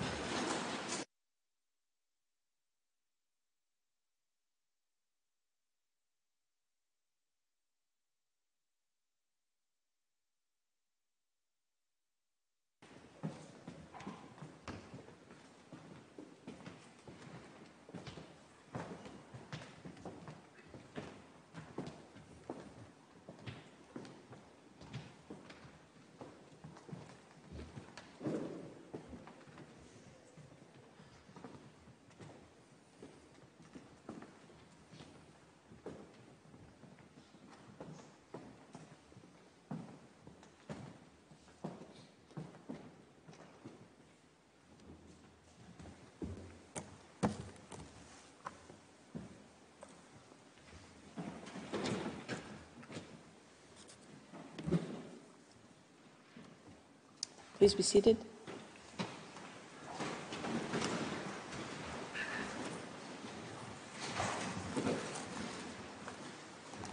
The sitting is resumed. I shall now give the floor to Professor Jean-Marc Touvenin. You have the floor, Professor. Merci beaucoup, Madame la Présidente. Thank you, Madam President. Madam President, distinguished members of the Court, it is an honor to appear before you to represent Ukraine, and I am grateful for Ukraine's trust. I will deal with the second preliminary objection, according to which the Court lacks jurisdiction ratione materiae to make a determination in the instant case. Despite Russia's long developments, which I will deal in the alternative by giving the appropriate construction of Articles 1 and 4 of the Convention, you will easily reject this jurisdictional objection as it is clearly lacking merit. Madam President, distinguished members of the Court, Russia's argument in order to mislead you regarding your jurisdiction ratione materiae is that, according to its interpretation of the Convention, which it asked you yesterday to approve, the Convention does not apply to the facts reported by Ukraine. That is Russia's argument. Thus doing, it is simply asking you to exercise your jurisdiction fully and make a determination on the dispute pertaining to the interpretation of the Convention, although this dispute is indeed at the heart of the instant case. To be perfectly logical, you should reject this objection just as you did in the Bosnian genocide case, considering that, and I quote, "It is sufficiently apparent from the very terms of that objection that the parties not only differ with respect to the facts of the case, their imputability and their applicability to them of the provisions of the Genocide Convention, but are moreover in disagreement with respect to the meaning and legal scope of several of those provisions, including Article 9. For the Court, there is accordingly no doubt that there exists a dispute between them relating to the interpretation, application, or fulfillment of the Convention." End of quotation. I could leave it at that, but I shall now demonstrate in the alternative that this dispute meets the other jurisdiction ratione materiae tests, which you first applied in the oil platforms case, and this without needing to interpret Articles 1 and 4 of the Convention. Even more in the alternative, were you to decide to proceed at this stage to the interpretation of those articles, you would conclude that it confirms that you do have jurisdiction ratione materiae to make a determination on the instant case. Madam President, in cases not related to the Genocide Convention, the Court has affirmed on more than one occasion since the oil platforms case that, and I quote, "In order to determine the Court's jurisdiction ratione materiae under a compromissory clause concerning disputes relating the interpretation or application of a treaty, it is necessary to ascertain whether the acts of which the applicant complains fall within the provisions of the treaty containing the clause." End of quotation. Applying this test, assuming it is relevant, would therefore mean, 1, to take the facts reported by the applicant as alleged. It is not a matter of determining if these allegations are credible or not. The point is to take the alleged facts as they have been formulated by the applicant. The appreciation of evidence is left for the merits. Secondly, in light of these allegations, the court must determine if the dispute concerns the interpretation, application or fulfillment of the Genocide Convention, including state responsibility regarding genocide. The facts alleged by Ukraine are known. Russia has falsely accused Ukraine of committing or allowing genocide to be committed, with the aim to justify its action in and against Ukraine, claiming it is an action to prevent and punish this purported genocide. Thus doing, Russia claims it was acting out of a sense of duty. As the Provisional Measures Order states, the President of the Russian Federation stated that Russia had to stop a genocide against millions of people and that it would seek the prosecution of those who had committed numerous bloody crimes against civilians, including citizens of the Russian Federation. End of quotation. To give even more weight to this purported compelling duty, the Russian president stated at the very time he launched his military operation in and against Ukraine that, and I quote, "Responsibility for the possible bloodshed will lie fully and wholly with the ruling Ukrainian regime. We all know that having justice and truth on our side is what makes us truly strong." Fin de citation. End of quotation. 3 days before this statement, the Russian head of state had criticized other states for not having done their own duty to prevent and punish the purported genocide in Ukraine. "Old civilized world," disait-il, which our Western colleagues proclaim themselves the only representatives of, prefers not to see this, as if this horror and genocide, which almost 4 million people are facing, do not exist. But they do exist. How long can this strategy continue? How much longer can one put up with this? Fin de citation. End of quotation. These are the alleged facts.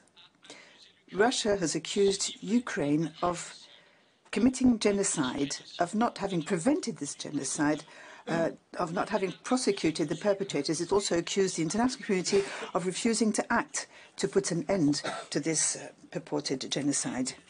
And then it considered that his duty act to prevent and punish this purported genocide gave it a correlative right to do so, including by using armed force.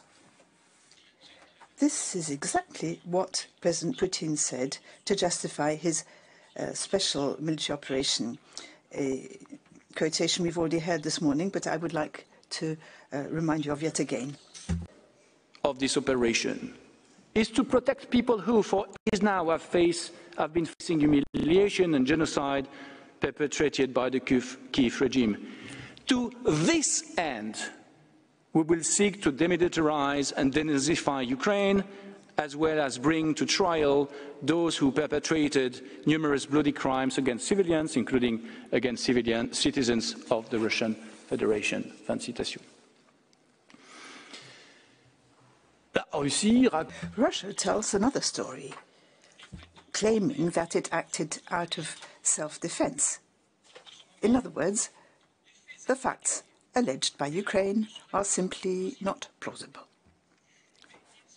But this is clearly a defense on the merits, as Professor Coe has already explained. Indeed, as the court has stated in its jurisprudence on jurisdiction persona materia, its task is not, at the stage of preliminary objections, to determine if the facts alleged by the applicant have been established. Quite to the contrary.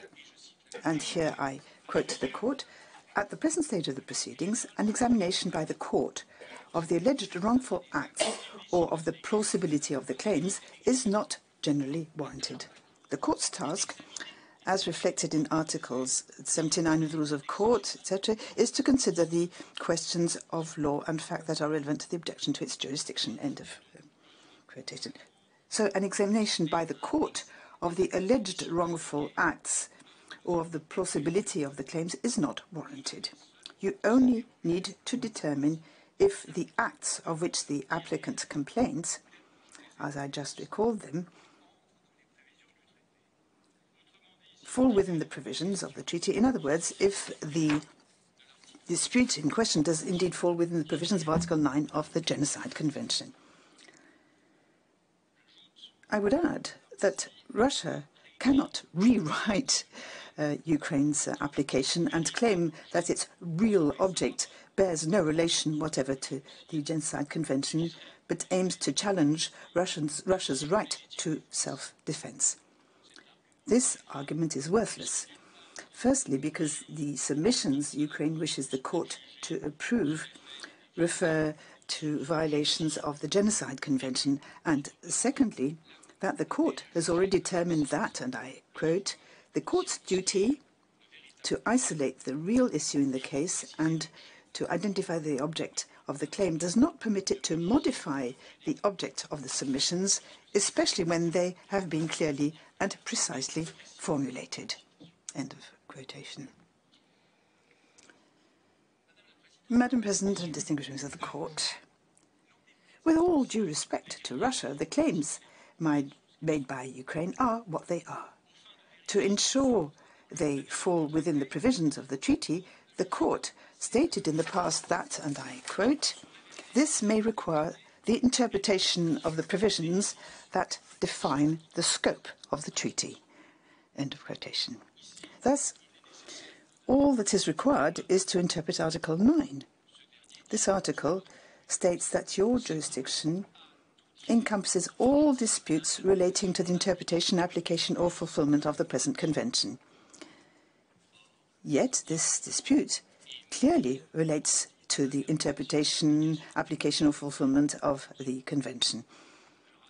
Might I recall that Ukraine has stated, amongst others, that Russia gravely misused the convention by justifying its unilateral action in and against Ukraine as an action to prevent and punish an imaginary genocide. Yet, it has already been determined that a dispute relates to the abusive interpretation, application, and fulfillment of a convention, and whether that falls within the court's jurisdiction ratione materia. In the judgment on the preliminary objections in the first Equatorial Guinea France case, the court determined that, quote, any argument in relation to abuse of rights will be considered at the stage of the met in this case. End of quotation. Besides, Article 9 also provides, and this is unusual in the compromissory clause, also provides that your jurisdiction encompasses disputes relating to the responsibility of the state for genocide or for any of the other acts enumerated in Article 3. And your court has already stated that, and I quote, the reference in Article 9 to the responsibility of the state for genocide or for any of the other acts enumerated in Article 3 does not exclude any form of state responsibility. Any form of state responsibility. End of quotation. Yet, the instant case is quite clearly a dispute relating to state responsibility with regard to genocide, as Professor Krogh has already recalled. Yet again, this is enough to reaffirm that you do have jurisdiction ratione materia to entertain this dispute on the merits. Madam President, distinguished members of the Court, I would now like to move on in the alternative to the interpretation of the other relevant provisions of the Convention. In particular, Articles 1 and 4, although I believe you need not do this in order to affirm your jurisdiction ratione materiae. First of all, I would note that your provisional measures order gives enough indications to clarify the meaning and scope of these provisions. And I shall read this out. In accordance with Article 1 of the Convention, all states parties thereto have undertaken to prevent and to punish the crime of genocide. Article 1 does not specify the kinds of measures that a contracting party may take to fulfill this obligation. A contracting party may resort to various means of fulfilling its obligation to prevent and punish genocide that it believes to have been committed by another contracting party. The Court emphasizes that in discharging its duty to prevent genocide, every state may only act within the limits permitted by international law, as was stated in a previous case brought under the Convention.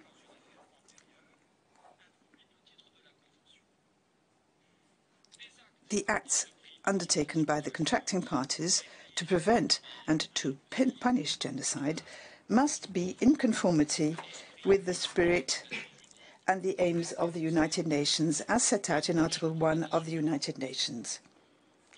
It is doubtful that the Convention, in light of its object and purpose, authorises a contracting party's unilateral use of force in the territory of another state for the purpose of preventing or punishing an alleged genocide. End of quotation. Is there more to be said? Ukraine believes that there is not. The explanation provided by your court have fully resolved this issue.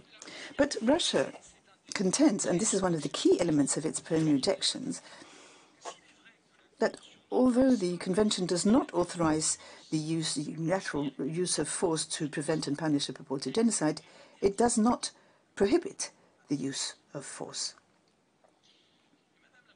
Madam President, distinguished members of the Court, Ukraine most certainly does not argue that the Genocide Convention prohibits all unilateral use of armed force by a state against another state. This issue does not arise in the instant case. Ukraine contends that the use of armed force against a state with a view to preventing and punishing an entirely imaginary genocide is a serious abusive use and a serious violation of the obligations and rights provided by the Convention. This leads us to the substantive issue raised.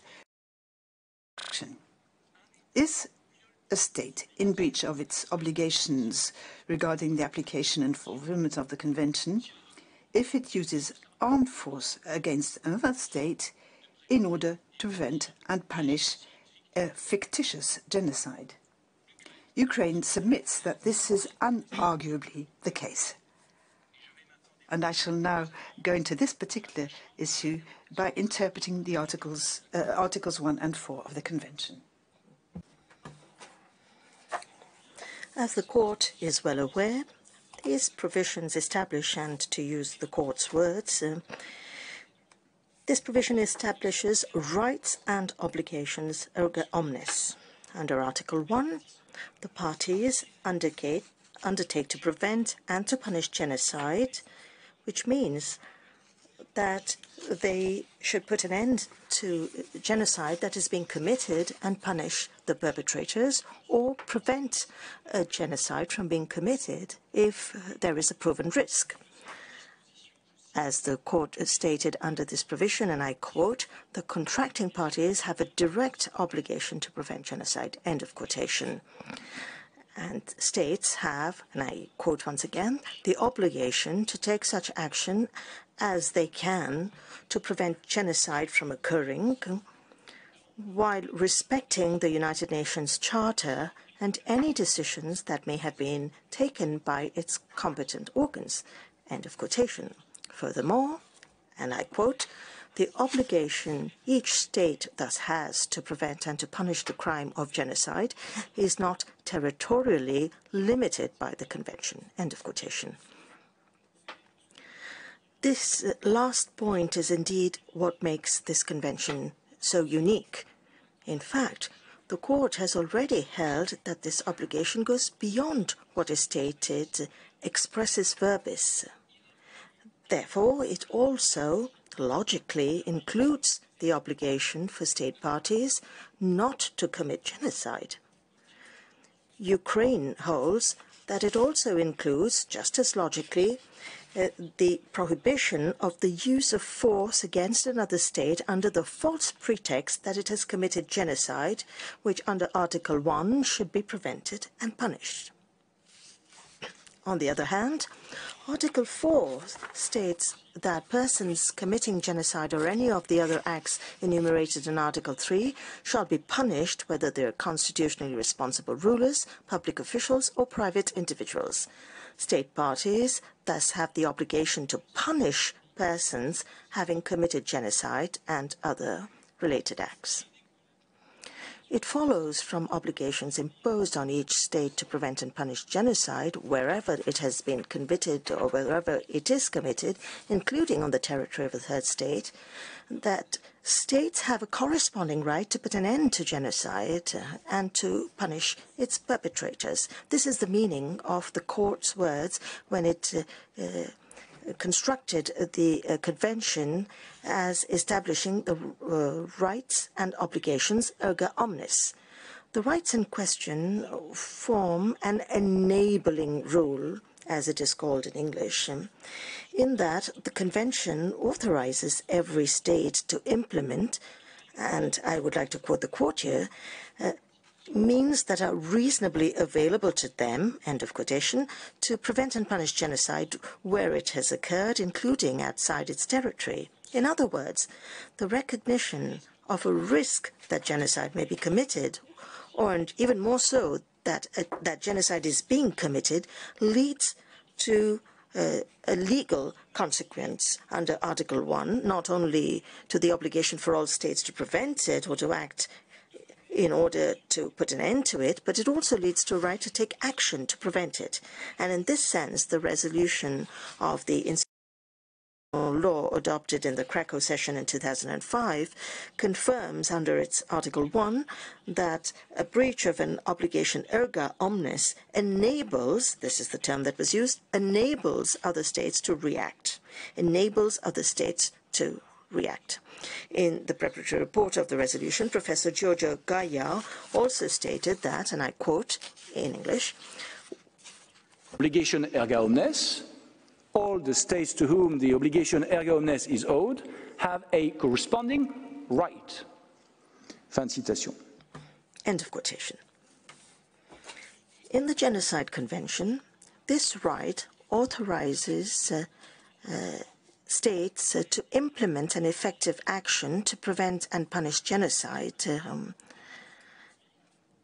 and the state on which this is committed, whether it's prevented or committed. In Gambia versus Myanmar, the court confirmed that it's any state party to the Genocide Convention, not only a specially affected state, may invoke the responsibility of another state party with a view to bring that failure to an end. End of quote. Madam President, Russia's assertions, according to which Articles 1 and 4 contain obligations but not rights, is this assertion that Russia has made is fundamentally erroneous.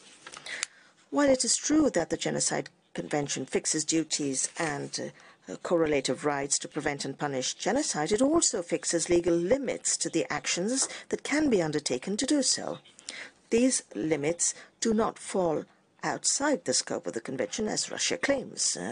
In fact, they arise from the texts of Articles 1 and 4 when they're read in good faith and supported by well-established principles and established principles of international law, and when they're read in light of the object and purpose of the Convention.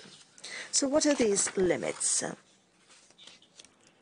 First of all, it is obvious that state parties cannot invoke and fulfill their rights and obligations under the Convention in a manner which would be contrary to its object and purpose, or for purposes that are contrary to those for which the Convention was adopted.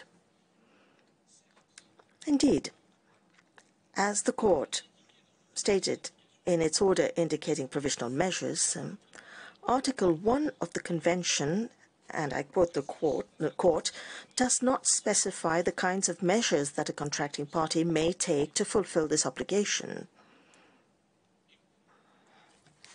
End of quote. Article 1, therefore, gives parties a discretionary power. But such a discretionary power is precisely not without limits. And in this respect, the court has, and I quote, repeatedly stated that where a state possesses a discretionary power under a treaty, such a power must be exercised reasonably and in good faith. End of quotation. The most striking example of misuse of such a power is when a state falsely claims that genocide was committed and is being committed in or by another state with the sole aim of exercising the supposed right to act to the detriment of that state, including by using force against it. And such conduct would constitute an obvious breach of the obligation to perform the Convention in good faith. Article 26 of the Vienna Convention on Treaty Rights reflects this rule, since it provides that, and I quote, every treaty in force is binding upon the parties to it and must be performed by them in good faith.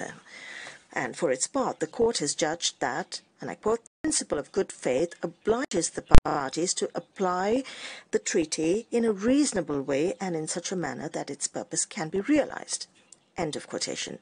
Needless to say, the obligation to apply the treaty in good faith is inherent to any treaty, in that even if the treaty has no provisions specifically stipulating this, it is still an obligation under the Convention. And it is particularly true for the Genocide Convention, since Article 9 provides that disputes on the application or the fulfillment of the Convention can be brought before the court. This necessarily includes disputes on the application or fulfillment of the Convention that are not in good faith and in clear contradiction with its object and purpose. It follows a minima that the assessment of the commission of genocide or of a risk of genocide with the aim of justifying the need to take action must be carried out with due diligence before this action is undertaken to prevent or to punish it. In other words, an allegation of genocide should not be a mere pretext to justify a supposed right to act to the detriment of third states. According to the court, and I quote, a state's obligation to prevent and the corresponding duty to act arise at the instant that the state learns of, or should normally have learnt of, the existence of a serious risk that genocide will be committed. End of quotation. Again, according to the court, when the determination of the existence of a genocide risk is required, I quote, the notion of due diligence, which calls for an assessment in concreto, is of critical importance. End of quotation. The preamble of the Convention states that international cooperation is a necessity to end the scourge of genocide, and other provisions of the Convention, such as Article 8, that calls on states to use multilateral mechanisms. This strengthens the obligation of due diligence that falls on the state that intends to conduct unilateral action to put an end to what it claims to be genocide committed in or by another state. The travaux préparatoires confirm that the Convention does not authorize states to harm other states under the pretext of preventing and punishing genocide that has not been established or whose risk has not been seriously assessed.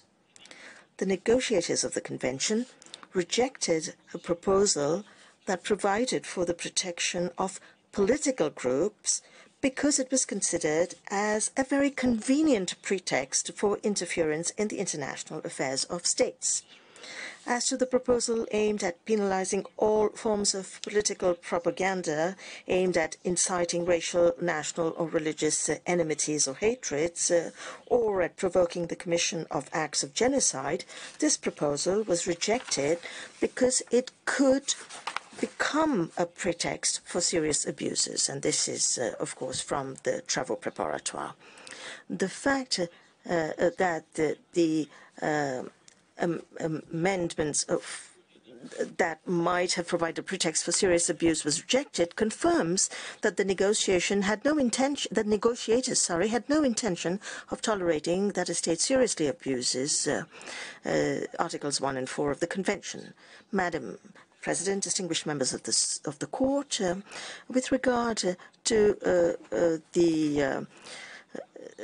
specifically to the abuse of rights conferred by the treaty, the Court deemed that it is constituted when a state seeks to exercise rights conferred on it by this treaty for purposes other than those for which the rights at issue were established. End of quotation. In this case, contrary to what you heard ad nauseum yesterday, Ukraine does not contend that Article 1 of the Convention confers the right on states to use. Excuse me, Madam President, says Professor Tovna. I will repeat this. In this case, contrary to what you heard ad nauseum yesterday, Ukraine does not contend that Article 1 of the Convention confers the right to the use of force. It contends that Article 1 authorizes states to take certain actions that it does not define.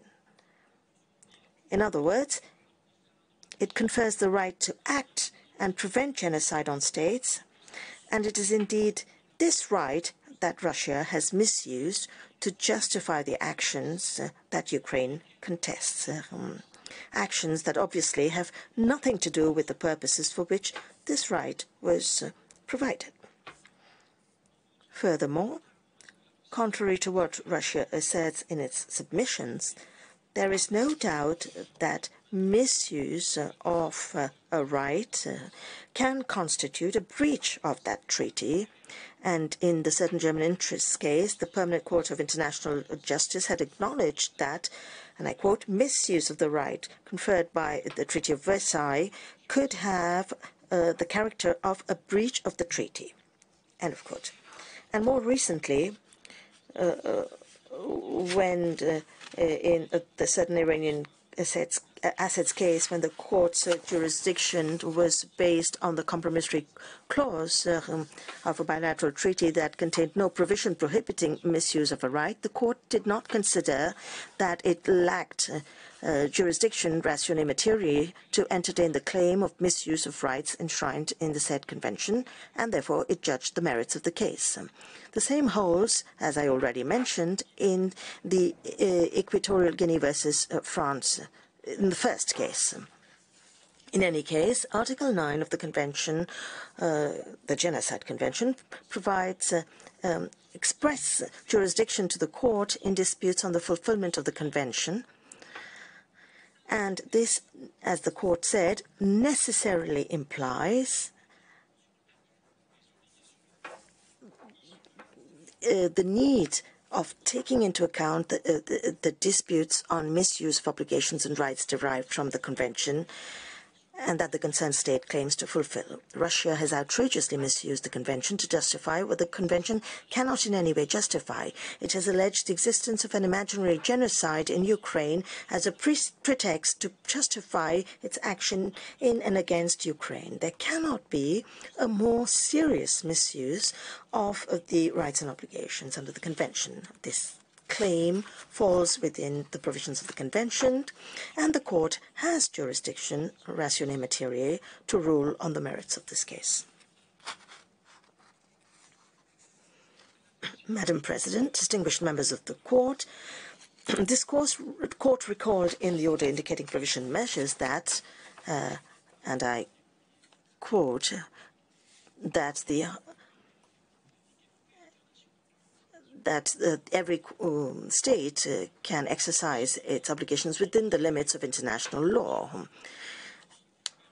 And we can say that this is a modality of the obligation not to misuse the rights and obligations that the Convention confers on states, as I just mentioned, because that would be a misuse of the Convention to use it as a tool to breach international law. And in this respect, the limit constituted by the lawfulness of the decision constitutes abuse. But this limit is also independent of the abuse of or misuse of the right, and is an inherent condition of Articles 1 and 4 of the Convention. And in this regard, in contrary to what Russia claims, the terms chosen by the court to qualify these limits are crystal clear. A state cannot, which means that it does not have the right to deploy any action based on its obligations under the Convention, and that it is authorized to take to prevent or punish genocide that goes beyond what is permitted by international law. By asserting this, neither the court nor Ukraine are incorporating obligations that do not exist in the Convention. On the contrary, the only possible way to interpret the Convention is to understand that it requires that the duties and rights that it establishes should be fulfilled with measure, that is, within the limits of international law. As the court asserted, and I quote, "The high ideals which inspired the Convention provide, by virtue of the common will of the parties, the foundation and measure of all its provisions." End of quote. There is no comparison between this case and the oil platforms case, or the certain Iranian assets case, or the first Equatorial Guinea versus France case. It is the Convention itself, interpreted in good faith in light of its object and purpose, and the high ideals that it pursues, that poses a limit to the unique rights that the Convention confers on states, limits whose contents are determined by international law. There is no other way of interpreting the Convention. The Convention is an instrument, as its preamble states. It is an instrument that is aimed at ridding humanity of a crime under international law, or freeing humanity from one of the most heinous scourges. It cannot be a tool that enables the justification of crimes under international law and the proliferation of the most heinous scourges. The purely humanitarian civilizing purpose of the Convention, to use the court's words, beautiful words I might add, prohibit such an interpretation or construction. Madam President, distinguished members of the court, this concludes my oral statement today. I request you to give the floor to Mr. David Zients. Thank you. Thank you, Professor Tuvunen. I now invite Mr. David Zients to address the court. You have the floor, sir.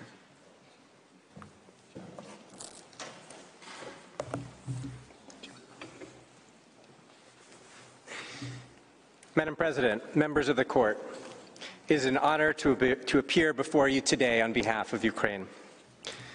I will address Russia's 4 admissibility objections. None of these objections has any sound basis. All of them are just another artificial attempt by Russia to escape the broad jurisdiction conferred by Article 9 of the Genocide Convention. Russia's 3rd preliminary objection is that Ukraine's memorial advances new claims. It contends that Ukraine's application was limited to, quote, a request to confirm that the Russian Federation's actions had no basis in the Convention, end quote. According to Russia, Ukraine's memorial goes beyond that by seeking, quote, to establish the responsibility of the Russian Federation for allegedly violating Articles 1 and 4 of the Convention. End quote. Russia is wrong on both the facts and the law. Part 4 of Ukraine's application states the grounds of Ukraine's claims. It concludes, quote, the Russian Federation's declaration and implementation of measures in the form of a so-called special military operation, as well as acts of recognition based on a false claim of genocide, is incompatible with the Genocide Convention and violates Ukraine's rights, end quote. And in Part 5 of the application, Ukraine requested that the court declare that Russia, quote, cannot lawfully take any action under the Genocide Convention in or against Ukraine aimed at preventing or punishing an alleged genocide on the basis of its false claims of genocide, end quote. A claim that Russia's actions are incompatible with the convention, that they violated Ukraine's rights, that Russia's actions are not lawfully taken, is unmistakably a claim that Russia violated the convention. The court understood the nature of Ukraine's case in its provisional measures order, summarizing Ukraine's position as follows, quote, "The Russian Federation has acted inconsistently with its obligations and duties as set out in Articles 1 and 4 of the Convention," end quote. For this basic factual reason, Russia's third preliminary objection is baseless. But Russia's objection also flouts the law for three reasons. First, as the court explained in the first Nicaragua versus Colombia case, even if a claim is new, that does not, in itself, render the claim inadmissible. A new claim is inadmissible only if it transforms the subject matter of the dispute. And as explained in certain phosphate lands, a claim does not transform the dispute if it is at least implicit in the application or arises directly out of the question, which is the subject matter of the application. The subject matter of this dispute is, and always has been, the same: Russia's reliance on allegations of genocide to justify harming Ukraine. Yesterday, Russia dissected the words of Ukraine's submissions, but it missed the point. Each submission arises directly out of Russia's actions in reliance on its allegations of genocide. As I have explained, Ukraine's application asked for more than a declaration that Russia's actions lacked a basis in the Genocide Convention. But even if that had been the sole request, the question of whether Russia's actions could be justified under the Convention is closely related to whether those same actions violate the Convention. They stem from the same dispute. Second, Russia improperly focuses on the wording of Ukraine's request for relief. It is common practice for parties to adjust their submissions as a case proceeds. Freedom to do so may not be limitless, as Russia's counsel says, but neither are the submissions written in stone. In Nicaragua, at the second round of written pleadings on the merits, Nicaragua, quote, changed the solution being sought, i.e., its requested relief. The court still rejected Colombia's admissibility objection. Ukraine's adjustments to its submissions here are far less dramatic. Russia emphasizes the phrasing of the application's request for a declaration that Russia's actions have no basis in the Convention. Yet, it ignores Ukraine's separate request for a declaration that Russia cannot lawfully take the action it was taking. And it ignores the application's legal claim that Russia acted inconsistently with its obligations under the Convention. Against this background, it was unremarkable and not remotely a transformation for Ukraine to clarify in its memorial that it requested a declaration of Russia's violation. Similarly, Russia notes that the application requested a declaration that no acts of genocide have been committed by Ukraine, while the memorial, it points out, seeks a declaration that there is no credible evidence that Ukraine is responsible for committing genocide in violation of the Genocide Convention. Both formulations arise from the same dispute with the same subject matter: Russia's reliance on false allegations of genocide without credible evidence to take harmful action against Ukraine. Ukraine's application discussed this lack of evidence for Russia's allegations. And the fact that Russia acted against Ukraine without any such evidence is relevant to Ukraine's claim of abuse, also an integral part of Ukraine's application. Incorporating this point into Ukraine's submissions does not transform the dispute. Third, Russia faults Ukraine for not expressly referencing Article 4 in its application. Article 4 concerns the punishment of, quote, persons committing genocide, end quote. Ukraine claims that Russia improperly sought to punish Ukraine and its officials as persons committing genocide, even though they are not such persons. Again, this claim arises directly out of the subject matter of the application: Russia's actions taken for the express purpose of preventing and punishing genocide. In sum, Ukraine has in no way transformed the dispute. Russia barely engages with the question of transformation, instead mechanically comparing word choice. That has never been this court's approach. This case, where the court has already found that Ukraine prepared its applications in circumstances of extreme urgency, should not be the first to adopt Russia's rigid methodology. Madam President, members of the court, Russia's fourth objection fares no better. Russia contends that the court could not deliver an effective judgment because, in Russia's unilateral opinion, Ukraine's claims are, quote, based on rules of international law that are beyond the convention, end quote. As my colleagues have explained, this is not true. Ukraine's claims are based firmly on the Genocide Convention. Once its mischaracterization of the dispute is set aside, Russia's fourth objection falls alongside its others. At most, the Russian Federation debates the precise scope of appropriate relief.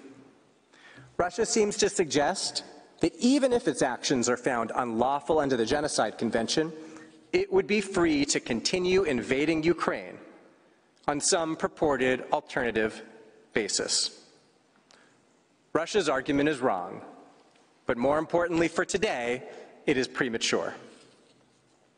Russia has not established that it is impossible for any judgment to have any purpose. At this stage, that is more than enough. If Ukraine prevails, the court can at minimum adjudge that Russia abused and violated the Genocide Convention. It can order non-repetition. It can order reparation for the consequences of the violation. A judgment would further establish, at minimum, that Russia may not use force to prevent and punish an alleged genocide in Ukraine, which Ukraine alleges was and is the stated purpose for Russia's actions. A binding judgment of this court holding Russia accountable would undoubtedly be meaningful. Once the case proceeds to the merits, Russia is free to argue that its actions were unrelated to preventing genocide. If Russia believes that it can continue its actions for a different purpose, different than the one it has stated, and that this might affect the scope of relief, Russia is free to present that argument as well. But none of this makes it inevitable that any possible judgment would be devoid of purpose. Russia asks you to entertain these merits defenses now, apparently because they assert in the strongest possible terms that they are so obviously correct. In the view of Russia's counsel yesterday, quote, the Genocide Convention plays no role in its military operation, clearly and manifestly, end quote. But whatever Russia's counsel says, on the day Russia launched its full-scale invasion, the president of the Russian Federation said that its purpose was to stop a genocide. And just 2 weeks ago, a high-ranking Russian official reaffirmed the reason Russia's military action continues: to punish perpetrators of genocide as required by the Genocide Convention.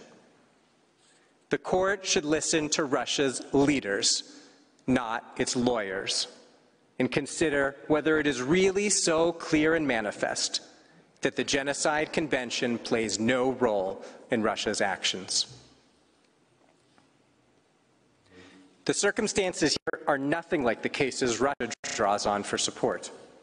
In northern Cameroon sought a declaration about the United Kingdom's obligations under a trusteeship agreement that was no longer in force and expressly disclaimed any claim for reparation.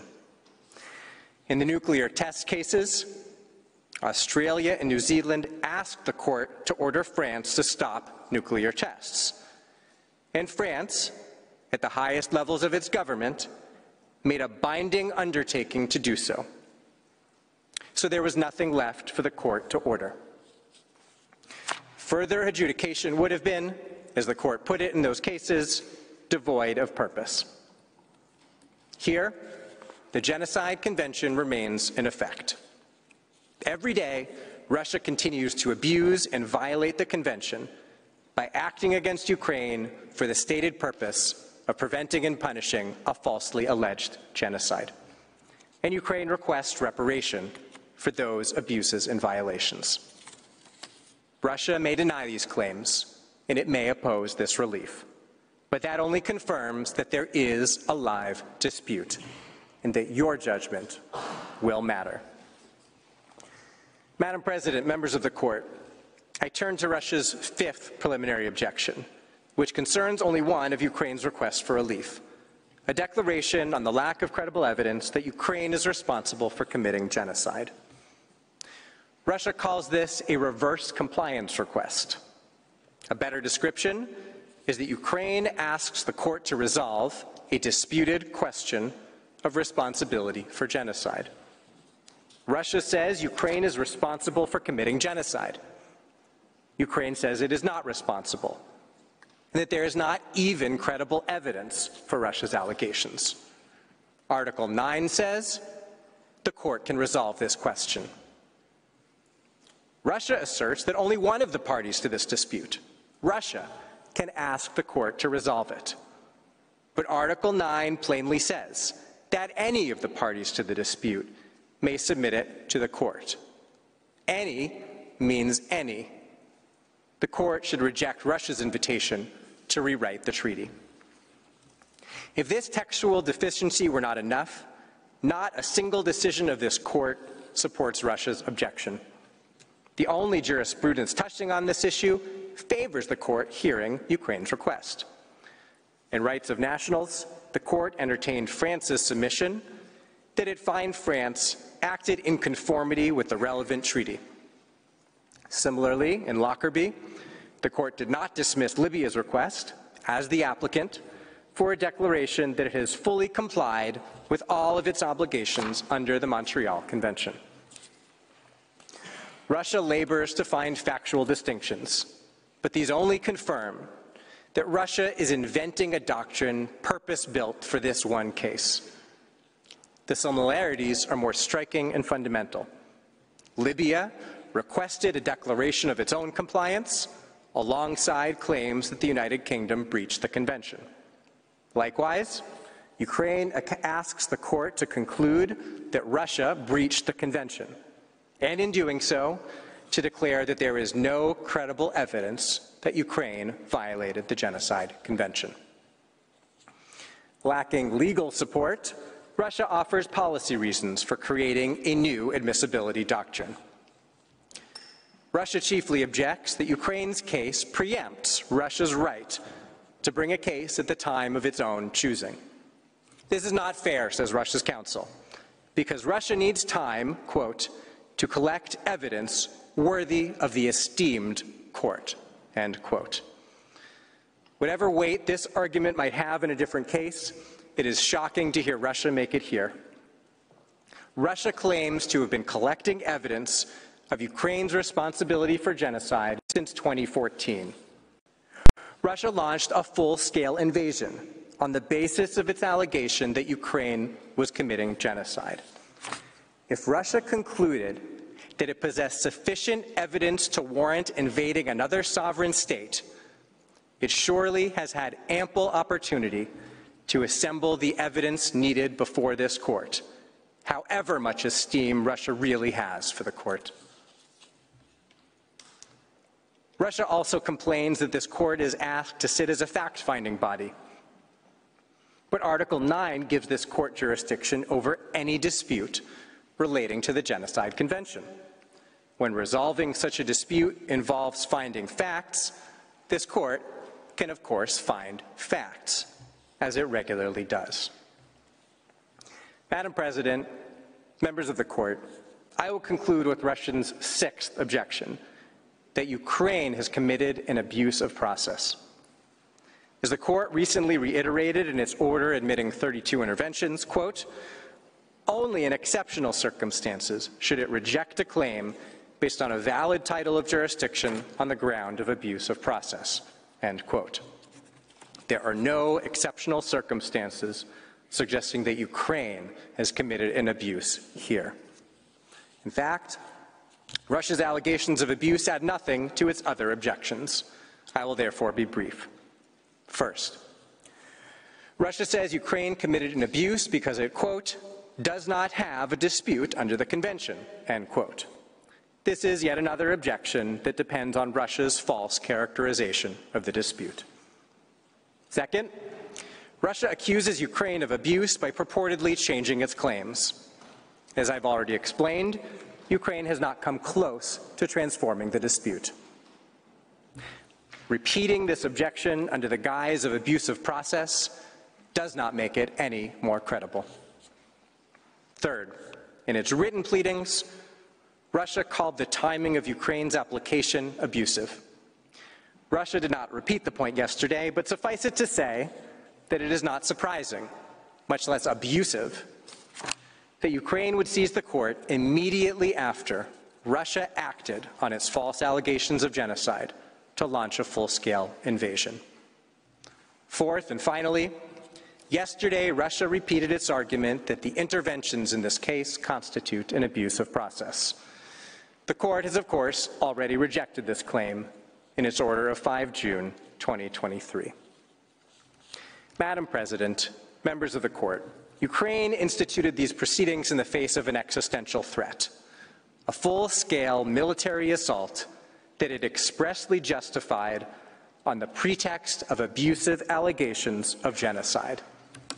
In these trying circumstances, Ukraine turned to this court. It reaffirmed its commitment to international law and peaceful resolution of disputes. Since then, Russia has continued to defy international law and to defy the authority of this court. Yet Russia accuses Ukraine of an abusive process. Russia says that Ukraine invokes the Genocide Convention as a, quote, pretext, end of quote. Ukraine's alleged abuse is seeking peaceful dispute resolution before this court. Russia's actual abuse of the Genocide Convention is a full-scale invasion of Ukraine. That difference says it all. Russia's sixth preliminary objection, like its others, must be rejected. All of Ukraine's claims are admissible. Madam President, I now request that you give the floor to Mr. Jonathan Gimblett. I thank Mr. Zients. I now give the floor to Mr. Jonathan Gimblett. You have the floor, sir.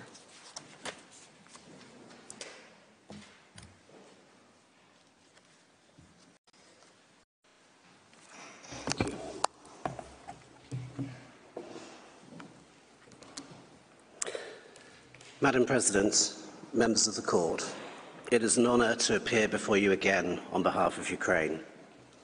I will address the court's jurisdiction over Ukraine's claim relating to the Russian Federation's violation of the binding provisional measures order of this court. On the 16th of March 2022, the court indicated binding provisional measures to preserve the respective rights of the parties to the dispute. Among those measures was an order requiring Russia to immediately suspend all military operations in the territory of Ukraine.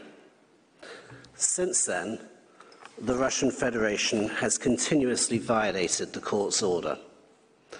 As Ukraine's agent described earlier, Russia's full-scale invasion continues to inflict suffering and death on the population of Ukraine to this day.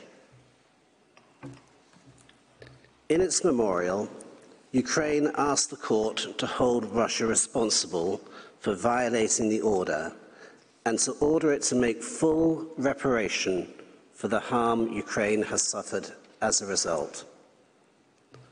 Russia's preliminary objections asked the court to dismiss all of Ukraine's claims, but failed to explain the basis on which Russia believes that the court lacks jurisdiction to address violations of its order on provisional measures. Nor did Russia have much to say on the subject yesterday, its agent merely noting that the measures were preliminary and, in Russia's view, wrong, as if that alone excused Russia from heeding them. Madam President, members of the court, the disdain that Russia has shown towards a binding order of this court cannot be left without remedy. The court has the power to hold Russia accountable for its violation of the order and should use that power lest other wrongdoing states draw the wrong conclusion from the court's inaction. I will cover 3 points on this issue. First, and most obviously, Russia has a binding legal obligation to comply with the Provisional Measures Order. Second, the court has jurisdiction to address Russia's violations. And third, there is indisputable evidence that Russia has continued its flagrant violations of the court's order to this very day. I will begin with Russia's obligation to comply with the Provisional Measures Order. That obligation flows from Article 41 of the court's statute. As this court explained in Le Grand, Provisional Measures Orders issued pursuant to Article 41 of the court's statute have binding effect. The jurisprudence of this court since the Le Grand case has consistently confirmed the binding nature of provisional measures ordered by this court, including in this case.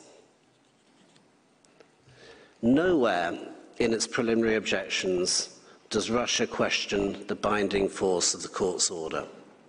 Indeed, in other cases, Russia has expressly recognized the binding and mandatory nature of this court's provisional measures orders. It is therefore common ground that the provisional measures indicated by this court create a legal obligation for the Russian Federation. Russia's non-compliance with the provisional measures indicated in this case accordingly constitutes an internationally wrongful act engaging the international responsibility of Russia. I turn next to the court's jurisdiction to address Russia's violations, for which there are 3 independent grounds. First, it should be uncontroversial that where the court finds that it has jurisdiction over a claimant's substantive claims, it may address during the merits stage of a case claims relating to the violation of provisional measures ordered earlier in the proceedings. This much is clear from the court's judgment in Le Grand, where the court explained that where it has jurisdiction to decide a case, it also has jurisdiction to deal with submissions requesting it to determine that an order indicating measures which seeks to preserve the rights of the parties to this dispute has not been complied with. As explained by my colleagues today, the court has jurisdiction over the present dispute relating to the interpretation, application, or fulfilment of the Genocide Convention. It therefore also has jurisdiction over Ukraine's claim arising from Russia's violation of the Provisional Measures Order. Second, the Court has jurisdiction over Russia's violations of the order independent of its jurisdiction over the underlying dispute relating to the Genocide Convention. The Court's jurisdiction to indicate provisional measures is derived from Article 41 of the statute, and in particular the first subpart of that article. By consenting to the statute of the Court, a state consents to the Court's exercise of that power. As Judge Abraham's separate opinion in Qatar versus United Arab Emirates explained, the Court's jurisdiction to entertain a request for provisional measures for its part does not derive from the jurisdictional basis invoked in the proceedings on the merits. It is based directly on Article 41 of the Court's statute, which gives the Court the power, when seized of a case, to indicate any provisional measures which ought to be implemented to preserve the rights of either party. This basis of jurisdiction is entirely independent of that relied on by the applicant or by both parties in the context of the principal proceedings. The Court's jurisdiction to make findings about breaches of provisional measures derives directly from its power under Article 41 to indicate such measures in the first place, and is independent from the Court's jurisdiction to adjudicate the merits. Inherent in the jurisdiction conferred under Article 41 of the statute is the power not only to indicate provisional measures, but also to monitor compliance with them and to adjudicate alleged breaches.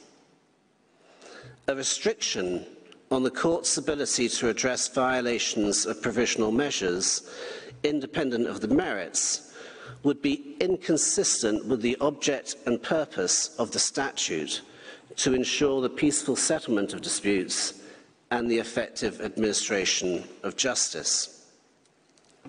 Indeed, Article 41 would be deprived of its effectiveness if the Court could only hear claims for violations of provisional measures after a decision to exercise jurisdiction over the underlying substantive dispute. If that were so, recalcitrant states would be encouraged to ignore the Court's orders on provisional measures in the hope of prevailing on preliminary objections.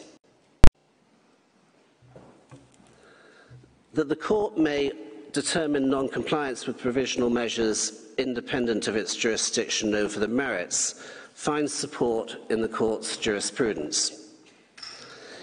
In request for interpretation of the Avena judgment, Mexico sought to invoke the Court's jurisdiction under Article 60 of the statute and requested provisional measures.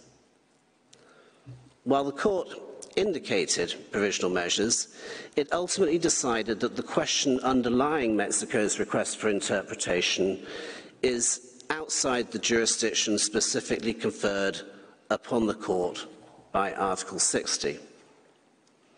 Nonetheless, the Court concluded that it had incidental jurisdiction to make findings about alleged breaches of the order indicating provisional measures, and that jurisdiction existed, quote, even when the Court decides, upon examination of the request for interpretation, as it has done in the present case, not to exercise its jurisdiction to proceed under Article 60, end quote.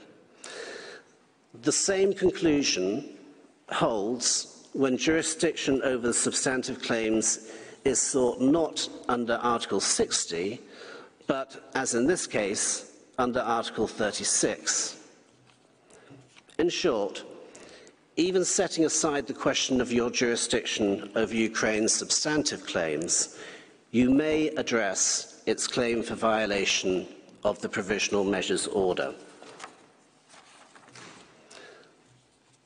Third, the Court has another independent ground of jurisdiction to address Russia's violation of the order pursuant to the compromissory clause of the Genocide Convention, Article 9. Under that article, Russia has assumed an obligation to comply with mandatory procedures and to do so reasonably and in good faith.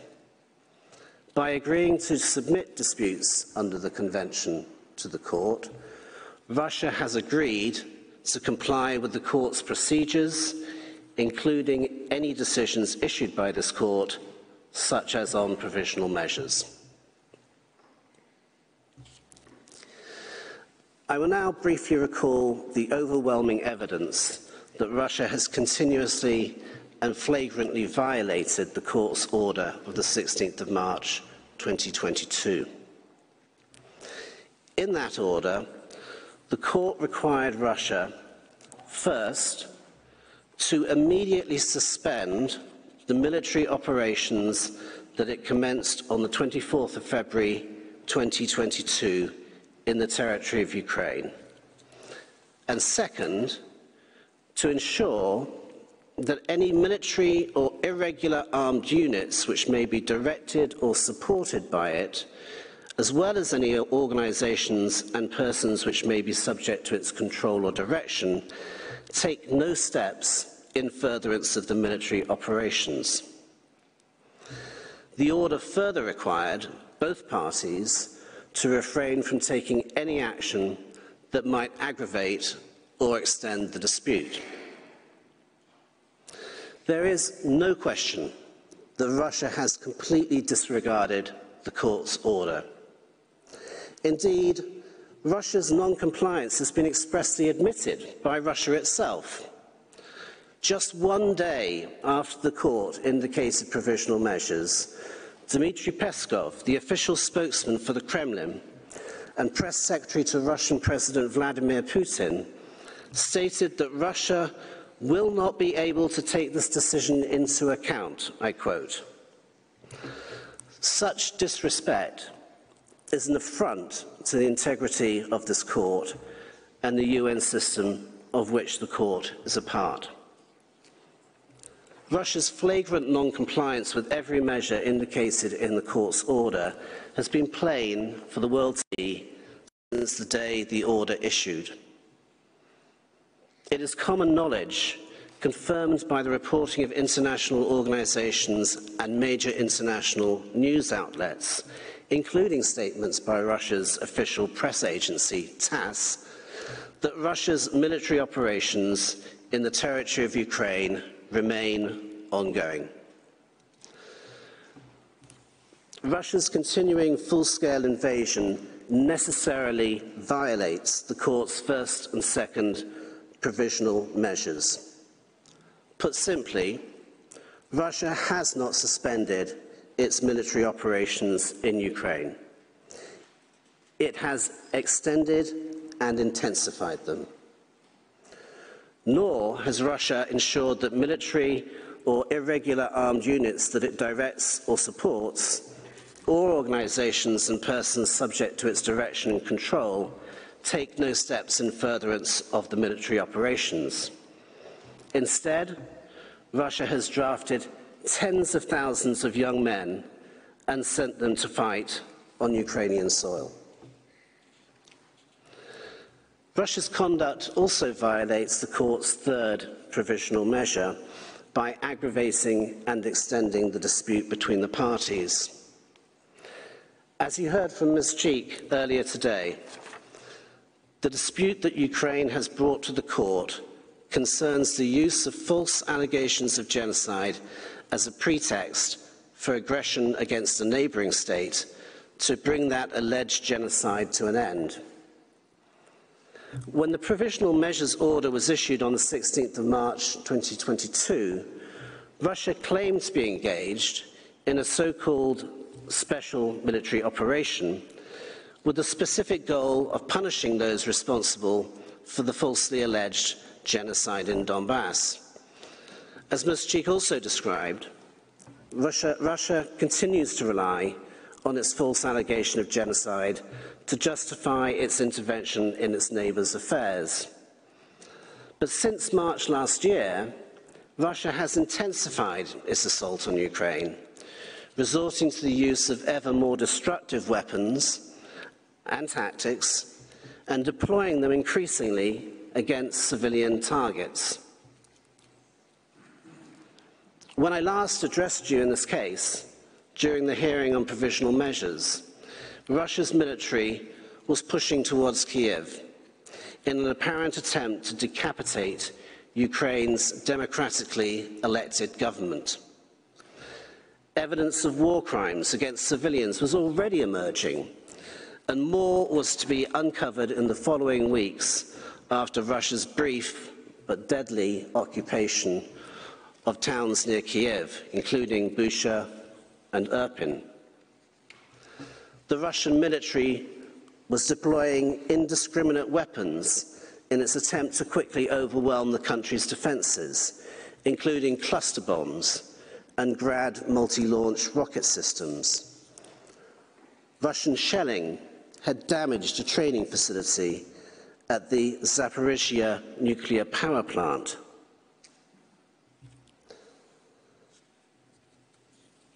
"18 months on, Russia's military operations have not only continued in defiance of the court's order, they have intensified, exposing the vulnerable Ukrainian population to ever greater risks and hardships.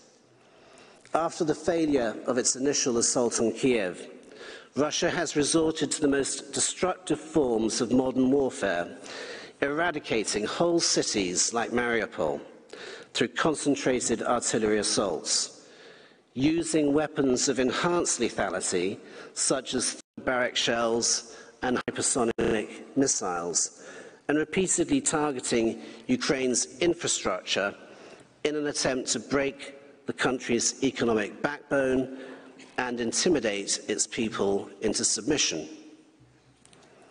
Russian forces now physically control the Zaporizhia nuclear power plant, the largest in Europe, and they've used that control to engage in a form of nuclear blackmail, including by placing objects resembling explosives on the roofs of buildings at the site.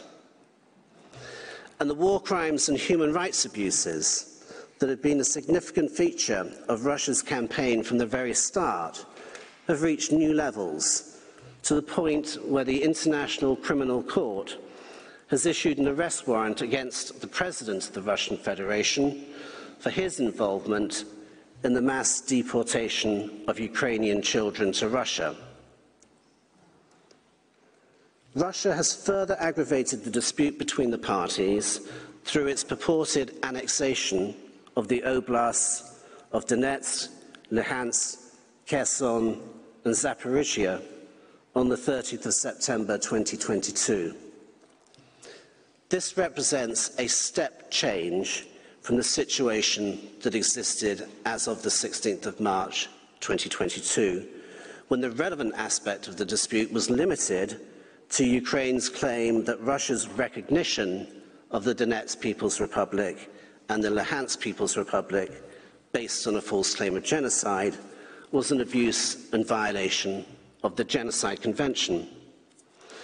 The attempted assimilation of Ukraine's sovereign territory into the Russian Federation is an unambiguous infringement on rights that the Provisional Measures Order was intended to protect.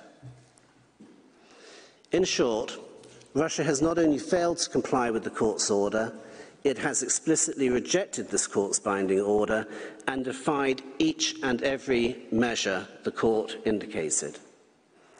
It is telling that in the face of this clear evidence of its disrespect for both its international obligations and the court, Russia has nothing to say. Exercise of this court's jurisdiction to address non-compliance with the Provisional Measures Order is particularly critical under the extraordinary circumstances of this case. Russia's defiance of the court's binding order represents a blatant challenge to this institution. if left unaddressed, such conduct risks making the court dependent on the goodwill of the parties and can hardly be reconciled with the position of the court as the principal judicial organ of the United Nations. As Judge Wiramantri observed in the Bosnia genocide case, to view the order made by the court as anything less than binding would weaken the regime of international law in the very circumstances in which restraining influence is most needed.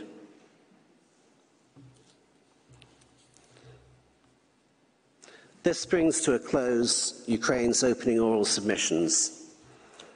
As my colleagues have detailed over the last few hours, Ukraine has brought before this court a dispute that falls squarely within your jurisdiction under Article 36(1) of the Statute of the Court and Article 9 of the Genocide Convention. The correct course is for the court to dismiss Russia's preliminary objections in their entirety and proceed to the merits, where Ukraine's Article 41 claim for Russia's violations of the Provisional Measures Order can be addressed alongside its substantive claims. Ukraine thanks the court for its attention. I thank Mr. Gimblett, whose statement brings to an end this morning's session and the first round of oral argument of Ukraine. The court will meet again tomorrow at 10 a.m. to hear the oral observations of the intervening states. Sitting is adjourned.